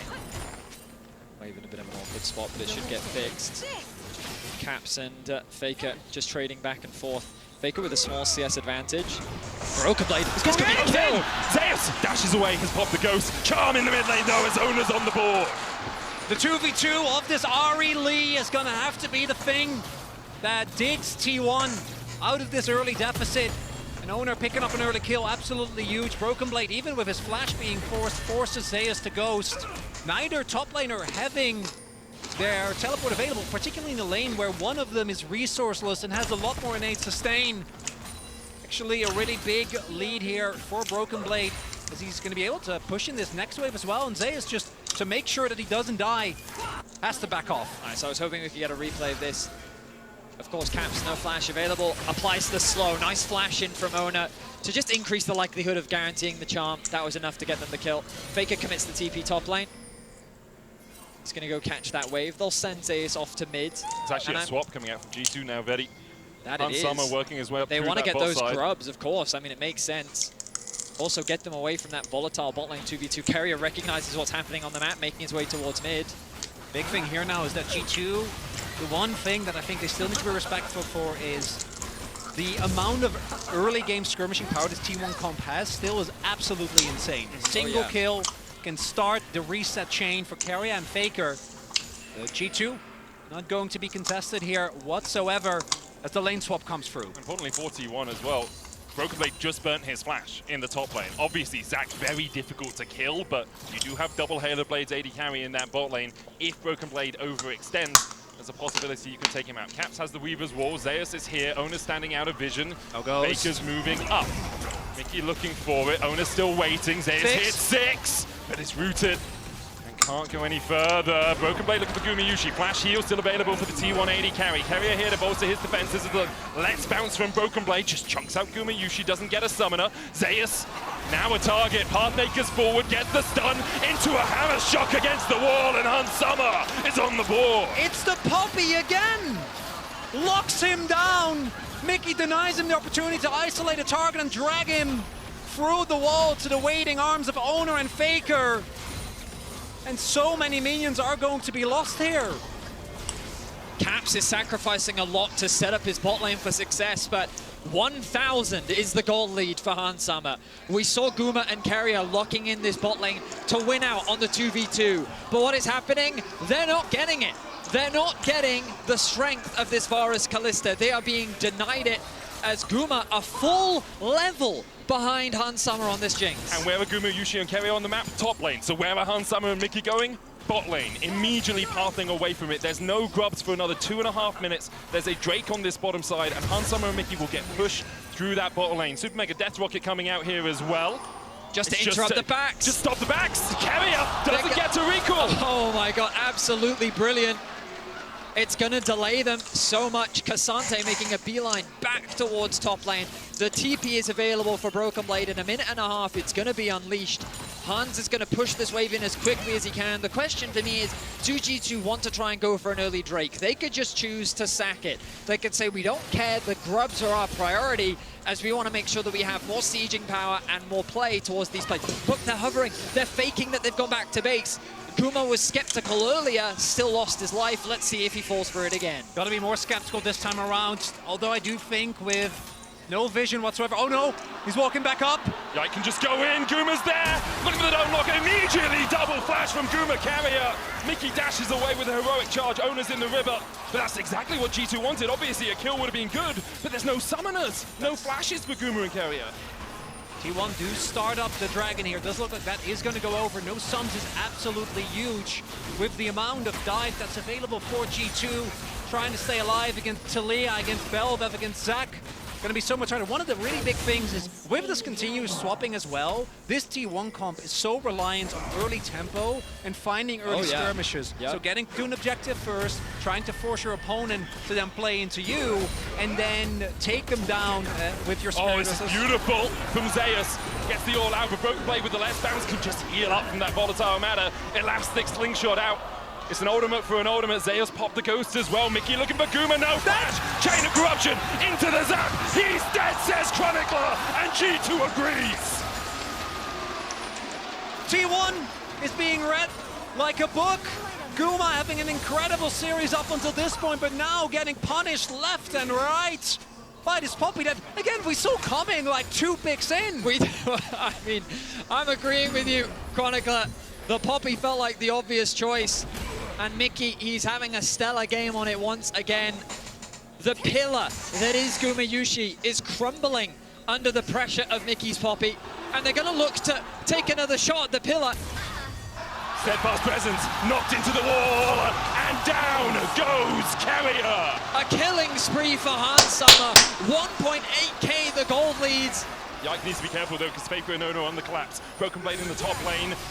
Spirit rush forward, Faker looking for the charm. Yike tries to dodge away, but he doesn't have another dash. There's the charm. Ona gets his second. This is the saving grace for T1, Faker and Ona. This mid-jungle duo, you mentioned it earlier, Chronicler. If they can keep finding these skirmishes, there is an angle back into this game. That said, they're still going to have to find a way to reliably get on top of Hans, which is just hard to imagine, even with how good T1's team fighting can be. The last game, we're in control very early on, 2-level lead here. They can get one of these. He gets the mites for his team. Not huge. He almost got one, but can't quite do it. T1 will secure 3 apiece. Wait, bot lane again. Look, they've just spotted Carrier on the grubs, which means that Gumayusi going to be denied even more farm. This is the first time in a long time I've seen Gumayusi at this kind of deficit. He's been the carry for this team so often through this split. Probably the best performing player, maybe alongside Faker, depending on who you ask, through 2024. But here he is 3 levels down on Caps as Mickey goes on to Faker. Hammer shot coming out. The chase continues with Mega Death Rocket. Not quite enough to kill off Faker, but that's the flash burn from the T1 mid laner. Still no flash on the Ahri. Going to take away a lot of the offensive capabilities, make it harder to make plays under the Taliyah as well. There's a possible bot lane dive, might be imminent here. Faker does get his back off though, and teleport's available, so I want to, maybe G2 should exercise some caution. Not just a Weaver's Wall into Guma dying here. Cap stepping forward, Weaver's Wall not used. Seismic shove enough. Base call will pull out Gumayusi. Mickey's running up towards the rest of T1. A kill over to T1, good reaction. G2 getting a little predictable there. Baker going in with the spear rush. Charm, Hansama cleanses it. Owner looking for the Sonic Wave. Hansama does have the flash. We're away from the Tempest Cripple. Dragon's Rage. Sonic Wave. Chaos flashes away as well. As Owner's taken down to half HP. And T1 are looking for more. They can see blood in the water. Sonic Wave just wide from Owner. Faker and Owner make their presence known. Chronicler called out the TP, and it felt like the G2 just overcommitted to the play. Caps gets a nice knockback onto Gumayusi, but it wasn't quite enough. Thanks to the ultimate from Carrier bringing him to safety. I think Mickey's game plan was to just try and lure T1 away from the remaining G2 members so that they could escape, but T1 saying very loud, very clearly, we're not out of this game just yet. Biggest win there, I think, for T1 is the double summoners that were taken from Hansama. No flash, no cleanse. It's very true. On this Jinx. But at the same time, like looking at the setup, right now is not really where you need your Jinx to be the main character. Like, yes, Hansama is fed, but the base damage of Poppy is still really, really high. You have a Bel'Veth who, while behind the Lee, still with the Kraken Slayer is going to be able to do a whole lot. And we've already seen how much damage Broken Blade can do on this Zac as well. And this is where Zac's just base numbers are so powerful. Yep. Obviously, he scales up with his health, with his opponent's health, but early doors, you just have so That's much recalled, yeah, so now you got Sunfire Cape. It's a 2,000 gold lead right now for G2. Worth noting that finishes Cap's only boots. back in the game, by the way. He was down like 20 CS, a full level. Now they're dead even. Not quite sure how he's been able to pull that one off, but even after all the early pressure, he's been able to find impact once again, keeping up with Faker wherever he can, playing safe in the mid lane as Yike hovers around the top side of the map. And Yike would really like to take this Rift Herald, get your true form early on. Gives you so much more power on the Bel'Veth. Mickey, oh, flash away by Gumayusi. I mean, he gets That's what he all wants. Mickey really wanted, as you say. Bel'Veth, though, still on the Rift Herald. Stretching strike across, and Guma has no flash, but he dodges away from the Elastic Slingshot, and now the TP's invested by Zeus as he wants to join the party. Weaver's Wall will separate T1 a little bit. T1 know as well, he can't give up the Rift Herald to a Bel'Veth, and this composition already is so reliant on getting early leads. If G2 get the Herald, one big punish tool is taken away as Caps. Owner going in, safeguards forward, dodges the seismic shove, misses the Sonic Wave, and Caps just dances away from everything in mid lane. Tower going down in the top lane. And G2 get for serve. I think by Mickey as well as G2 know the Owner's path down towards that bottom side. Incredible awareness from Caps. He was so suspicious after seeing Owner in the river. Remember that Caps earlier used the ultimate to lock off Gumayusi and Carrier from escape, but once his TP came through, he also gained information on Owner in the river, and he was afraid of a potential dive. They avoid it, they secure the Herald, and while conceding the Dragon, they continue to funnel more gold into Hansama. One of the biggest pieces of criticism that was there for T1, particularly in, say, 2022, was the way that their draft would very often go towards what they like without taking really into account what their opponents were doing. And I feel like we're seeing some hints of that here as well. To add insult to injury, right now, the 2 Drake lead ends up being a Chemtech Soul, which definitely going to be the least amount of value that you could have as Mickey. Baker has no flash. I mean, this would be so greedy for Mickey to go for this play. Hans can't give it away, though. Looking for vision. Mickey steps forward. The auto's going to chase it. Look at the buckler go. It's zooming. Bonk! Went for conk, not bonk? Bonk. I said bonk. Oh, I thought you said Kong. It's because I went. I'm glad we were syncing up. Only took us 5 games. Clear one in the bot lane, though, Gonna for secure G2. another tower. The Jinx being like almost That's you two. 2 items up is crazy. Oh man, I'm so happy right now. This series has completely delivered, and I'm not going to count T1 out just yet. Faker and Ona, I've seen this duo achieve incredible things before, and I think that they can do it in this game. Hans is in a great spot, but his flash is still on cooldown. Faker coming across here into the steadfast presence. The stun doesn't quite land as Yike dashes forward, dashes back. The true form allowing him to dodge over those walls. Ona looking for Caps. Caps gonna base check, safeguard, knock back, Sonic Wave, sizing shove, dodged. Caps trying to get back to Hansama, and he'll do it. Yike! The body block from him. Caps eye dashes away, but the Foxfire chases him. Ona looking for more as Yike tries to escape. Chain of corruption on Hansama. He cleanses away from it. Once again, it's Caps getting caught that gives T1 a little bit of an in back into the match. Caps holding on to his flash throughout that entire exchange. Likely because T1 can't really convert this into anything. It is a kill, and it's a valuable thing to grab, especially giving it over to Faker. But it doesn't result in an objective gain. Mickey Hand still hover around mid. Faker going to be sent to bot lane. Caps has the TP available. Yikes, still so squishy though. Gumiyushi kind of having a field day when he's able to land these arrows. One of the big things though that T1 are going to have to find a way to deal with is once Broken Blade starts joining fights, because no one on the team actually is good at taking down tanks. It's a good point. Particularly not when you have 2 lethality carries and an Ahri. Yeah, Malignant's Lichbane Ahri as well. Exactly. So not going to get any help with when it comes to killing Broken Blade from that. You see here, Caps just walking into unwarded territory, Owner catching him off guard, and then here, so close to making it out alive. I'm surprised he doesn't just flash over the wall. I think he could have got out, but yeah. In any case, he loses his life. Medic called it, the W from Ahri, securing the kill in the end. 4-4 now, the kill score, 2K the goal difference. And such an important series for these two teams. We've mentioned it a couple of times, but it was way back when in 2019, the last time G2 were able to take a best of 5 against T1. In 2020, they couldn't even get a game off them. Yep. It was a long, hard road back for G2 towards the heights of 2019. I'm not going to say that's anywhere near where they are, but this victory is a step on the road for them. For T1, international best of 5s are their kryptonite. It's the game 5, right? Yeah. Like, yes, against KT they were able to win, but KT has got a bunch of stuff going on themselves. There's other history as I'm sure you guys know, knowing lore. But particularly, you know, the game against RNG, the game 5, the game against DRX, that's the one that everyone is going to immediately think of when they were so close to ending, still not able to make it through. And then very recently, we had the 5th game against Gen G, again denying them. Right now, mid lane turret is imminent to fall with this Herald dropping I mean, mid. even last year, JDG, in the upper bracket, didn't they also lose the game 5, knocking them down into the lowers? The pressure is on. Broken Blade has joined the fight. Dragon, 54 seconds. Oh, yeah, he's going to ride this one away. Dashes across. Owner knocked into the wall. Oh! Shot. The elastic shot charged away, but the hits the TP in by Caps.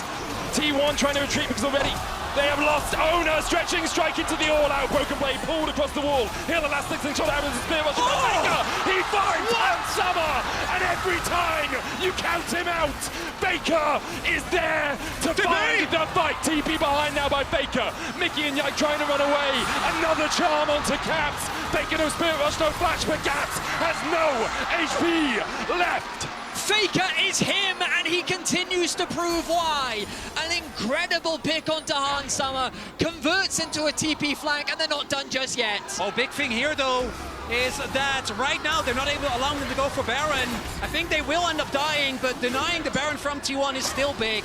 Broken Blade survived for a very long time here, goes back into the cell division. Baker and Carrier start to retreat. Zeus here to try and back up. But Broken Blade back to half HP. Super Mega Death Rocket up in 5 seconds. Oh, if Hansama can find a snipe onto Faker, not quite able to do it. Faker and Carrier do their due diligence and back away in a safe spot. You just can't underestimate this man. In what looked like a one-sided fight, Hans had flash going to get cleanse. themselves the dragon, start to snowball this game. Oh, Hans had flash. Owner gets locked up by Mickey. A great initiation as the 3-person knockup into the follow-up from Broken Blade. But just keep your eyes on Faker in this play. Nice ulti from Zeus to drag away the front line. And then Faker out of nowhere with the control ward, finds that charm and flashes away. Beautiful, just beautiful from Faker. The man was having one of the worst series I've seen from him in recent years. And that pick, in of itself, not going to be enough. Still a gold lead for G2. But it's showcasing the backline threat that T1 have. If it gets messy, if it gets scrappy, I think big there as well is that while the initial knockup from Mickey, I think, found 3 people, the follow-up from Broken Blade only hit onto Owner, so they were able to take him down, but the backline was able to make their way back, and it forced G2 to further extend, or rather, they opted into further extending. That was a great play from Faker. The question is, can he keep finding those plays? Not because enough. we saw how difficult these fights are going to be with the engage from G2. And that circumstance was a bit of an overextension with which Faker was incredible at punishing. But can they do it again? Because it's going to be relying on Owner and Faker to keep finding these plays. Level 14 for the Ahri. The Medjais could very well come soon. He's got 6 stacks on his ring so far. And this game is delivering. Gumayushi has the edge of night. Chain of Corruption already used. Weaver's wall in by Caps. Guma flashes. Yike with the knock-up seismic shot. Bates call out. TP in now by T1 as they look to take the fight. Zeus locked up for a moment and Yike is deleted. Owner found the flag, but now he'll fall.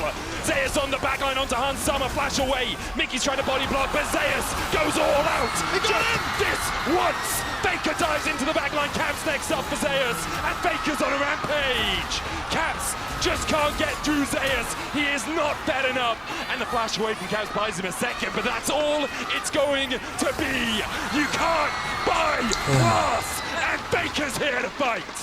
And of all people, the person criticized most in Game 5 was Zeus, but his Cassante there drew so much attention, created so much space, and now T1 on a gold lead. But again, crucially, G2 pulled them away from the Baron, so the game stays even. And I know we're 23 minutes in, but I hope this one lasts much, much longer. The momentum has just completely shifted. They thought they'd caught Guma out.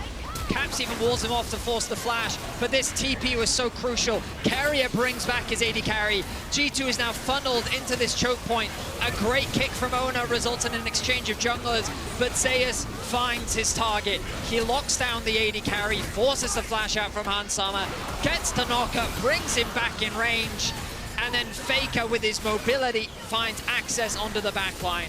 A great team fight from T1 once again. And the Fate's call. That was really what I think the one thing that G2 didn't calculate. Thought that they had the immobile AD carry. Wasn't enough of Zeus. Is he going to be in trouble? I don't think so. I think Mickey's just being a nuisance more than anything else. He is also Cassante, so I always overestimate how much damage that champion takes. Hans Summer decelerated in this game. Only Infinity Edge Crack can still complete on him. He is building up towards his next item, but Faker has 3. Banshees, Lichbane, and the Malignance. Zeus here, knocked back with the seismic shot, but you just see how little damage they do. Caps only has 2 items. Leandri's Seraph's not going to work his way through. I mean, this champion is just so strong. Level 14, he's about to hit level 15. No penetration items yet on the side of G2, which means that they are barely going to tickle him. Ahri being sent off to a side lane. Level 16 going to be secured for Faker in a moment. The Dragon is spawning soon. He's just a little bit off it. But here comes the TP back to mid. He knows the collapse is happening. Faker will be fine. We talked a lot about how are T1 going to kill Broken Blade on this Zac. The flip side is also true. If Hans dies... Mickey looked up, and Mickey is down. Broken Blade's going to elastic slingshot out, but immediately pings to Baron. T1 know exactly what they want out of this situation. Mickey up in 25 seconds, but T1, it looks like, are just going to get this Baron uncontested. G2 playing through mid. Can they get there in time? Faker controlling the vision. They don't know where he is. They have to face check into him. There's the charm. Yike, smite to get off the Banshee's Veil. Spirit Rush away by Faker. Baron down to 10,000. Super Mega Death Rocket from G2. Mickey on his way. Ono on the flank. Faker still has 2 Spirit Rush charges as T1 continue to chip away at the Baron. It's down to 6,000. Spirit Rush forward. Charm. Zeus on that front line. Yike having to dash away. Broken Blade locked up and Tofu's back. Zeus down to half HP. Faker no Spirit Rush left. The Baron's still low as Ona's looking to smite it. He'll get it, but will Zeus fallen when the resets happen for G2? Onto the backline goes Mickey. Carrier's almost taking him out. Carrier almost falls himself. Ona dives in. Hansama just needs one to really open up. Ona goes down. G2 have lost 2 already though, and Zeus can dash back in. Hansama, only the cleanse, no flash. Can G2 do it from here? Cell division in by Broken Blade. The Baron already secured by T1, but G2 do not want them to get out without a fight. Weavers roll forward. Baker low on mana. Chain of Corruption, Edge of Night popped. Gumayushi almost falling, but is able to dodge away from the seismic shove. And T1 are on the wrong side of the map right now. Any TPs up, no one up for 30 seconds. Elastic slingshot forward, and Carrier will pull him out with a Fate's Call, but Carrier's down now. Guma next up for Broken Blade, who flashes away from the piercing arrow, and Guma goes down. Baker, no mana left on him. The TP behind as G2 begins to collapse. Baker, how the hell do you get out of this one? I don't think you do. Get some mana, he escapes. The honey fruit for T1 gets Baker out alive. And the man just walks it off, but G2 still take out all the Baron buffs. Wait, we're not over yet, because remember that the Dragon is still up. Caps commits the TP. Zeus is back in the fight. Yike is back out on the map, and the Dragon is still alive. This is sole point for T1. Oh no flash, but does have a smite. The Sonic Wave across the wall. G2 secured the Scuttle Crab. Baker on his way. Has a flash of his own. Flash charm, a possibility. Broken Blade takes the blast cone. Zeus trying to be that front line for Ona. Baker flanking. G2 unaware, but the Dragon secured by G2 now. Will they go for more? They've been greedy a couple of times this game. Instead, now they start to back away. Faker lying in wait. Box by, no charm. Broken Blade escapes. That's going to be the bounty picked up for G2 as well, off of the back of the Baron, even though it's almost a 1k negative Rebel Baron power play. And the key thing here this time around, yes, Zeus buys a lot of time. Yes, T1 gets the Baron, but Hans Sama isn't threatened this time around. But just watch Ona. I feel like T1 is out at this point. An amazing ultimate here from Zeus to get away to safety. He goes over the rocks. But look at Ona here. He just goes back in. He stuns himself. He gives he gives G2 the ability to re-engage. And once those resets start to pop off, that is where G2 come alive in the fight. We have to get back to live, though. Yeah, We got to get back to live. We saw this. They chased them for a while, guys. T1 pushing in, but that Baron obviously going to expire relatively soon. They lost 1,000 gold out of it. Good. I mean, it's a good chase by G2. Good job, Broken Blade. This is a nice flash. Well done. Faker tries to re-engage, but he just can't kill off Caps. And then obviously he takes the honey fruit to escape. Doesn't have the mana. By the end of it, though, this game is still basically exactly where we began at the start of the Baron Look at the play. vision bot lane and TP available for Faker. About to hit level 17. Hans needs to be extremely careful. Oh, the flanking angle. You're right, Vedi. I mean, I'm just keeping my eyes on bot lane. The pings have happened. Yeah. This is Faker TP. knows. Zeus no TP. Hansama does have flash cleanse. He has Mickey to back him up as well. Broken Blade elastic slingshots away, and you feel like every moment on the edge of the abyss, on a precipice, a knife's edge for this game. Take a look. Attempted play there from T1. Has flash, stretching strike, Fate's Call. Big ultimate out. But he's brought away to safety. Dragon and Baron. Damn. 2.5, 3 minutes away. What a series! An incredibly tense Holy game. moly! I mean, I will say, the way these fights have been playing out, I'm starting to favor the way T1 are executing them. Yes, on paper, you'd think the front to back should be in G2's favor, but still no armor penetration on the side of Hansama. He's barely going to be able to get through this level 16 behemoth that is Zeus. The poke is still very relevant from Gumayushi, who, even after all his early struggles, actually has the XP advantage over Hans.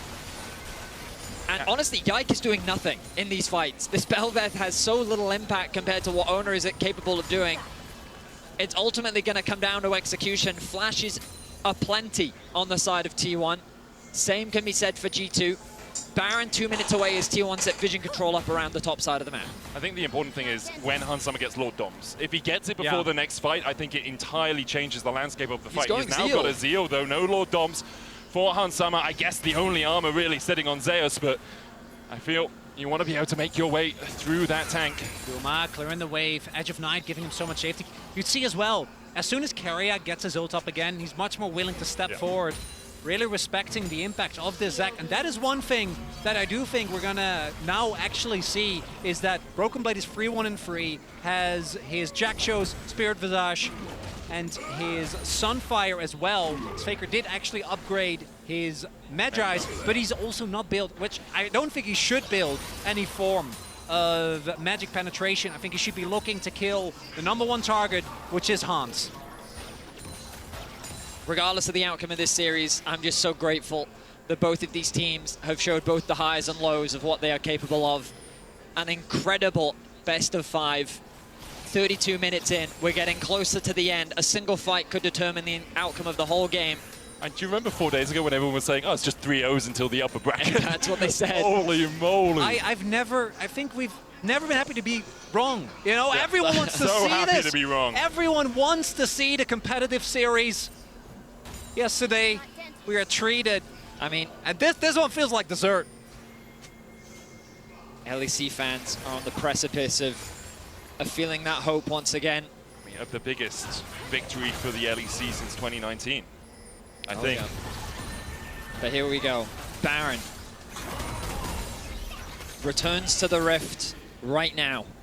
G2 have mid control. The dance back and forth. Zeus is not losing any HP. Faker connects the charm. Really nice damage onto Yike. He's going to be forced to back off.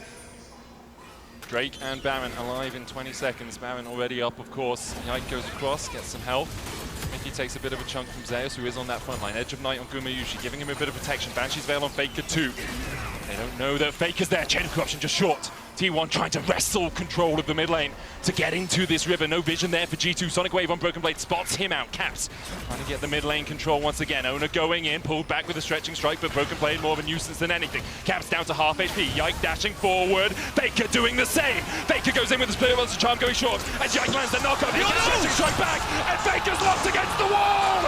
And Faker is down, buried beneath the earth. Can G2 find more? Hansama stepping forward, but look how low Yike is. T1 can still turn this fight back on its head. Zeus no flash, obviously he's running the ghost, but he does have Q3 right now as it lands it onto Caps. Zeus going in, knocked back Mickey, dashes into the wall as Owner's locked up. Hansama dodging away from the Sonic Wave, and can he really open up? Not quite. Broken Blade's going to go into the cell division, the seismic shot just short. Broken Blade likely to fall here. Yike was trying to heal himself back up, but Broken Blade goes down. Another Q from Zeus. He finds his mark, and T1 march down the mid lane.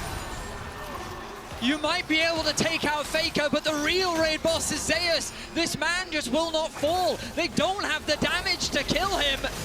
And as long as he stands strong, T1's team fighting is still alive. And that's the engage gone. No one on G2 can come close.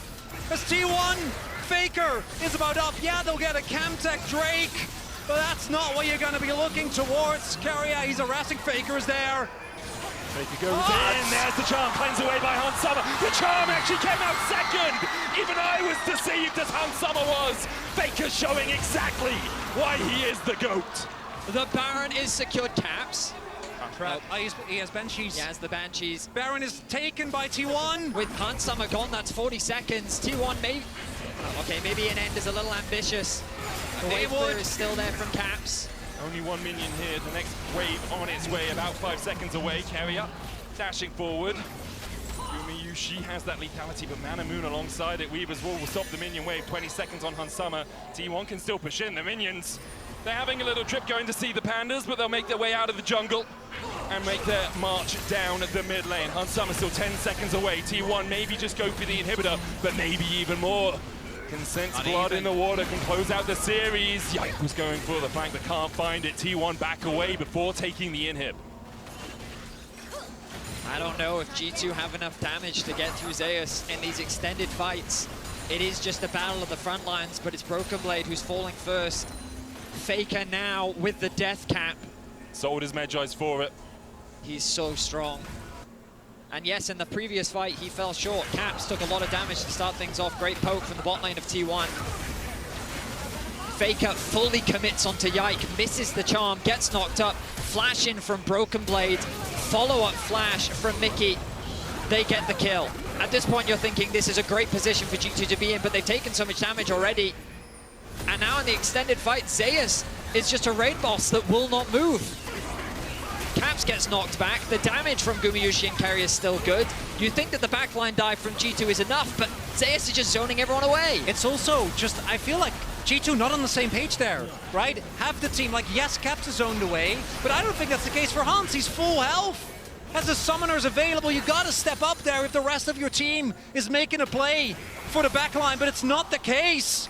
Rebel Baron powerplay now almost free K for T1, but they still don't have the inhib, and that's crucial. But if their backline can stay safe, I don't know if G2 can make it, especially because, again, there's no LDR. Yeah. G2 are going to try and collapse on Zeus, who was pushing him in. Seismic shove going out, but the all-out to dodge the CC from Zeus. His Cassante in these last 2 games has been a wonderful sight to see. T1 now use that pressure, push in the bot lane. They don't need the inhibs yet. The Weaver's wall coming out. Kerio on the wrong side of it, but he's got the flash. Chain of corruption going wide as T1 look to make their final advance into the base of G2. Zeus keeping Broken Blade at bay. Yike looking for an engage. Super Mega Death Rocket hits onto Gumayuchi, who does have flash. Kerio, remember, has just burned his. Faker no flash either, but he's got that Banshee's Veil. He's got that veil of safety that G2 have been unable to penetrate.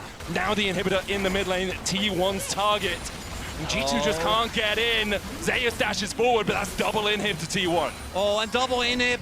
That's so hard to come back from because this is going to chain into what probably will be a Chemtech Soul. 41 is Mickey! Mickey charmed up! Mickey put in the dirt, 6 feet under. Maybe well, short to be followed by G2 tried, but I'll be honest.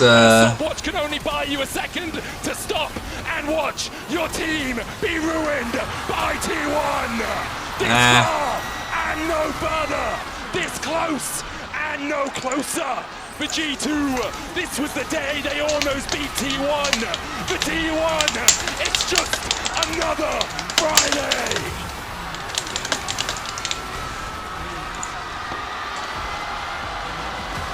Alright, well, Yike did everything he could that game so that G2 couldn't win. He could have just played something reliable, something good, but he chose one of the most dogshit junglers he could pick. Who cares if you have a good win rate? Like, the champion does nothing. Literally could have just played like Viego or something, and the game was free. T1 will not falter. They will not fall into the losers bracket. G2 made them sweat for it, but today T1 are the victors. It's but thank you guys for watching. This series was hype. Surely gonna go down in but damn, I'm so sad that Yike just threw it all away. A 3-1 if you were generous, if G2 had a good angle, you know,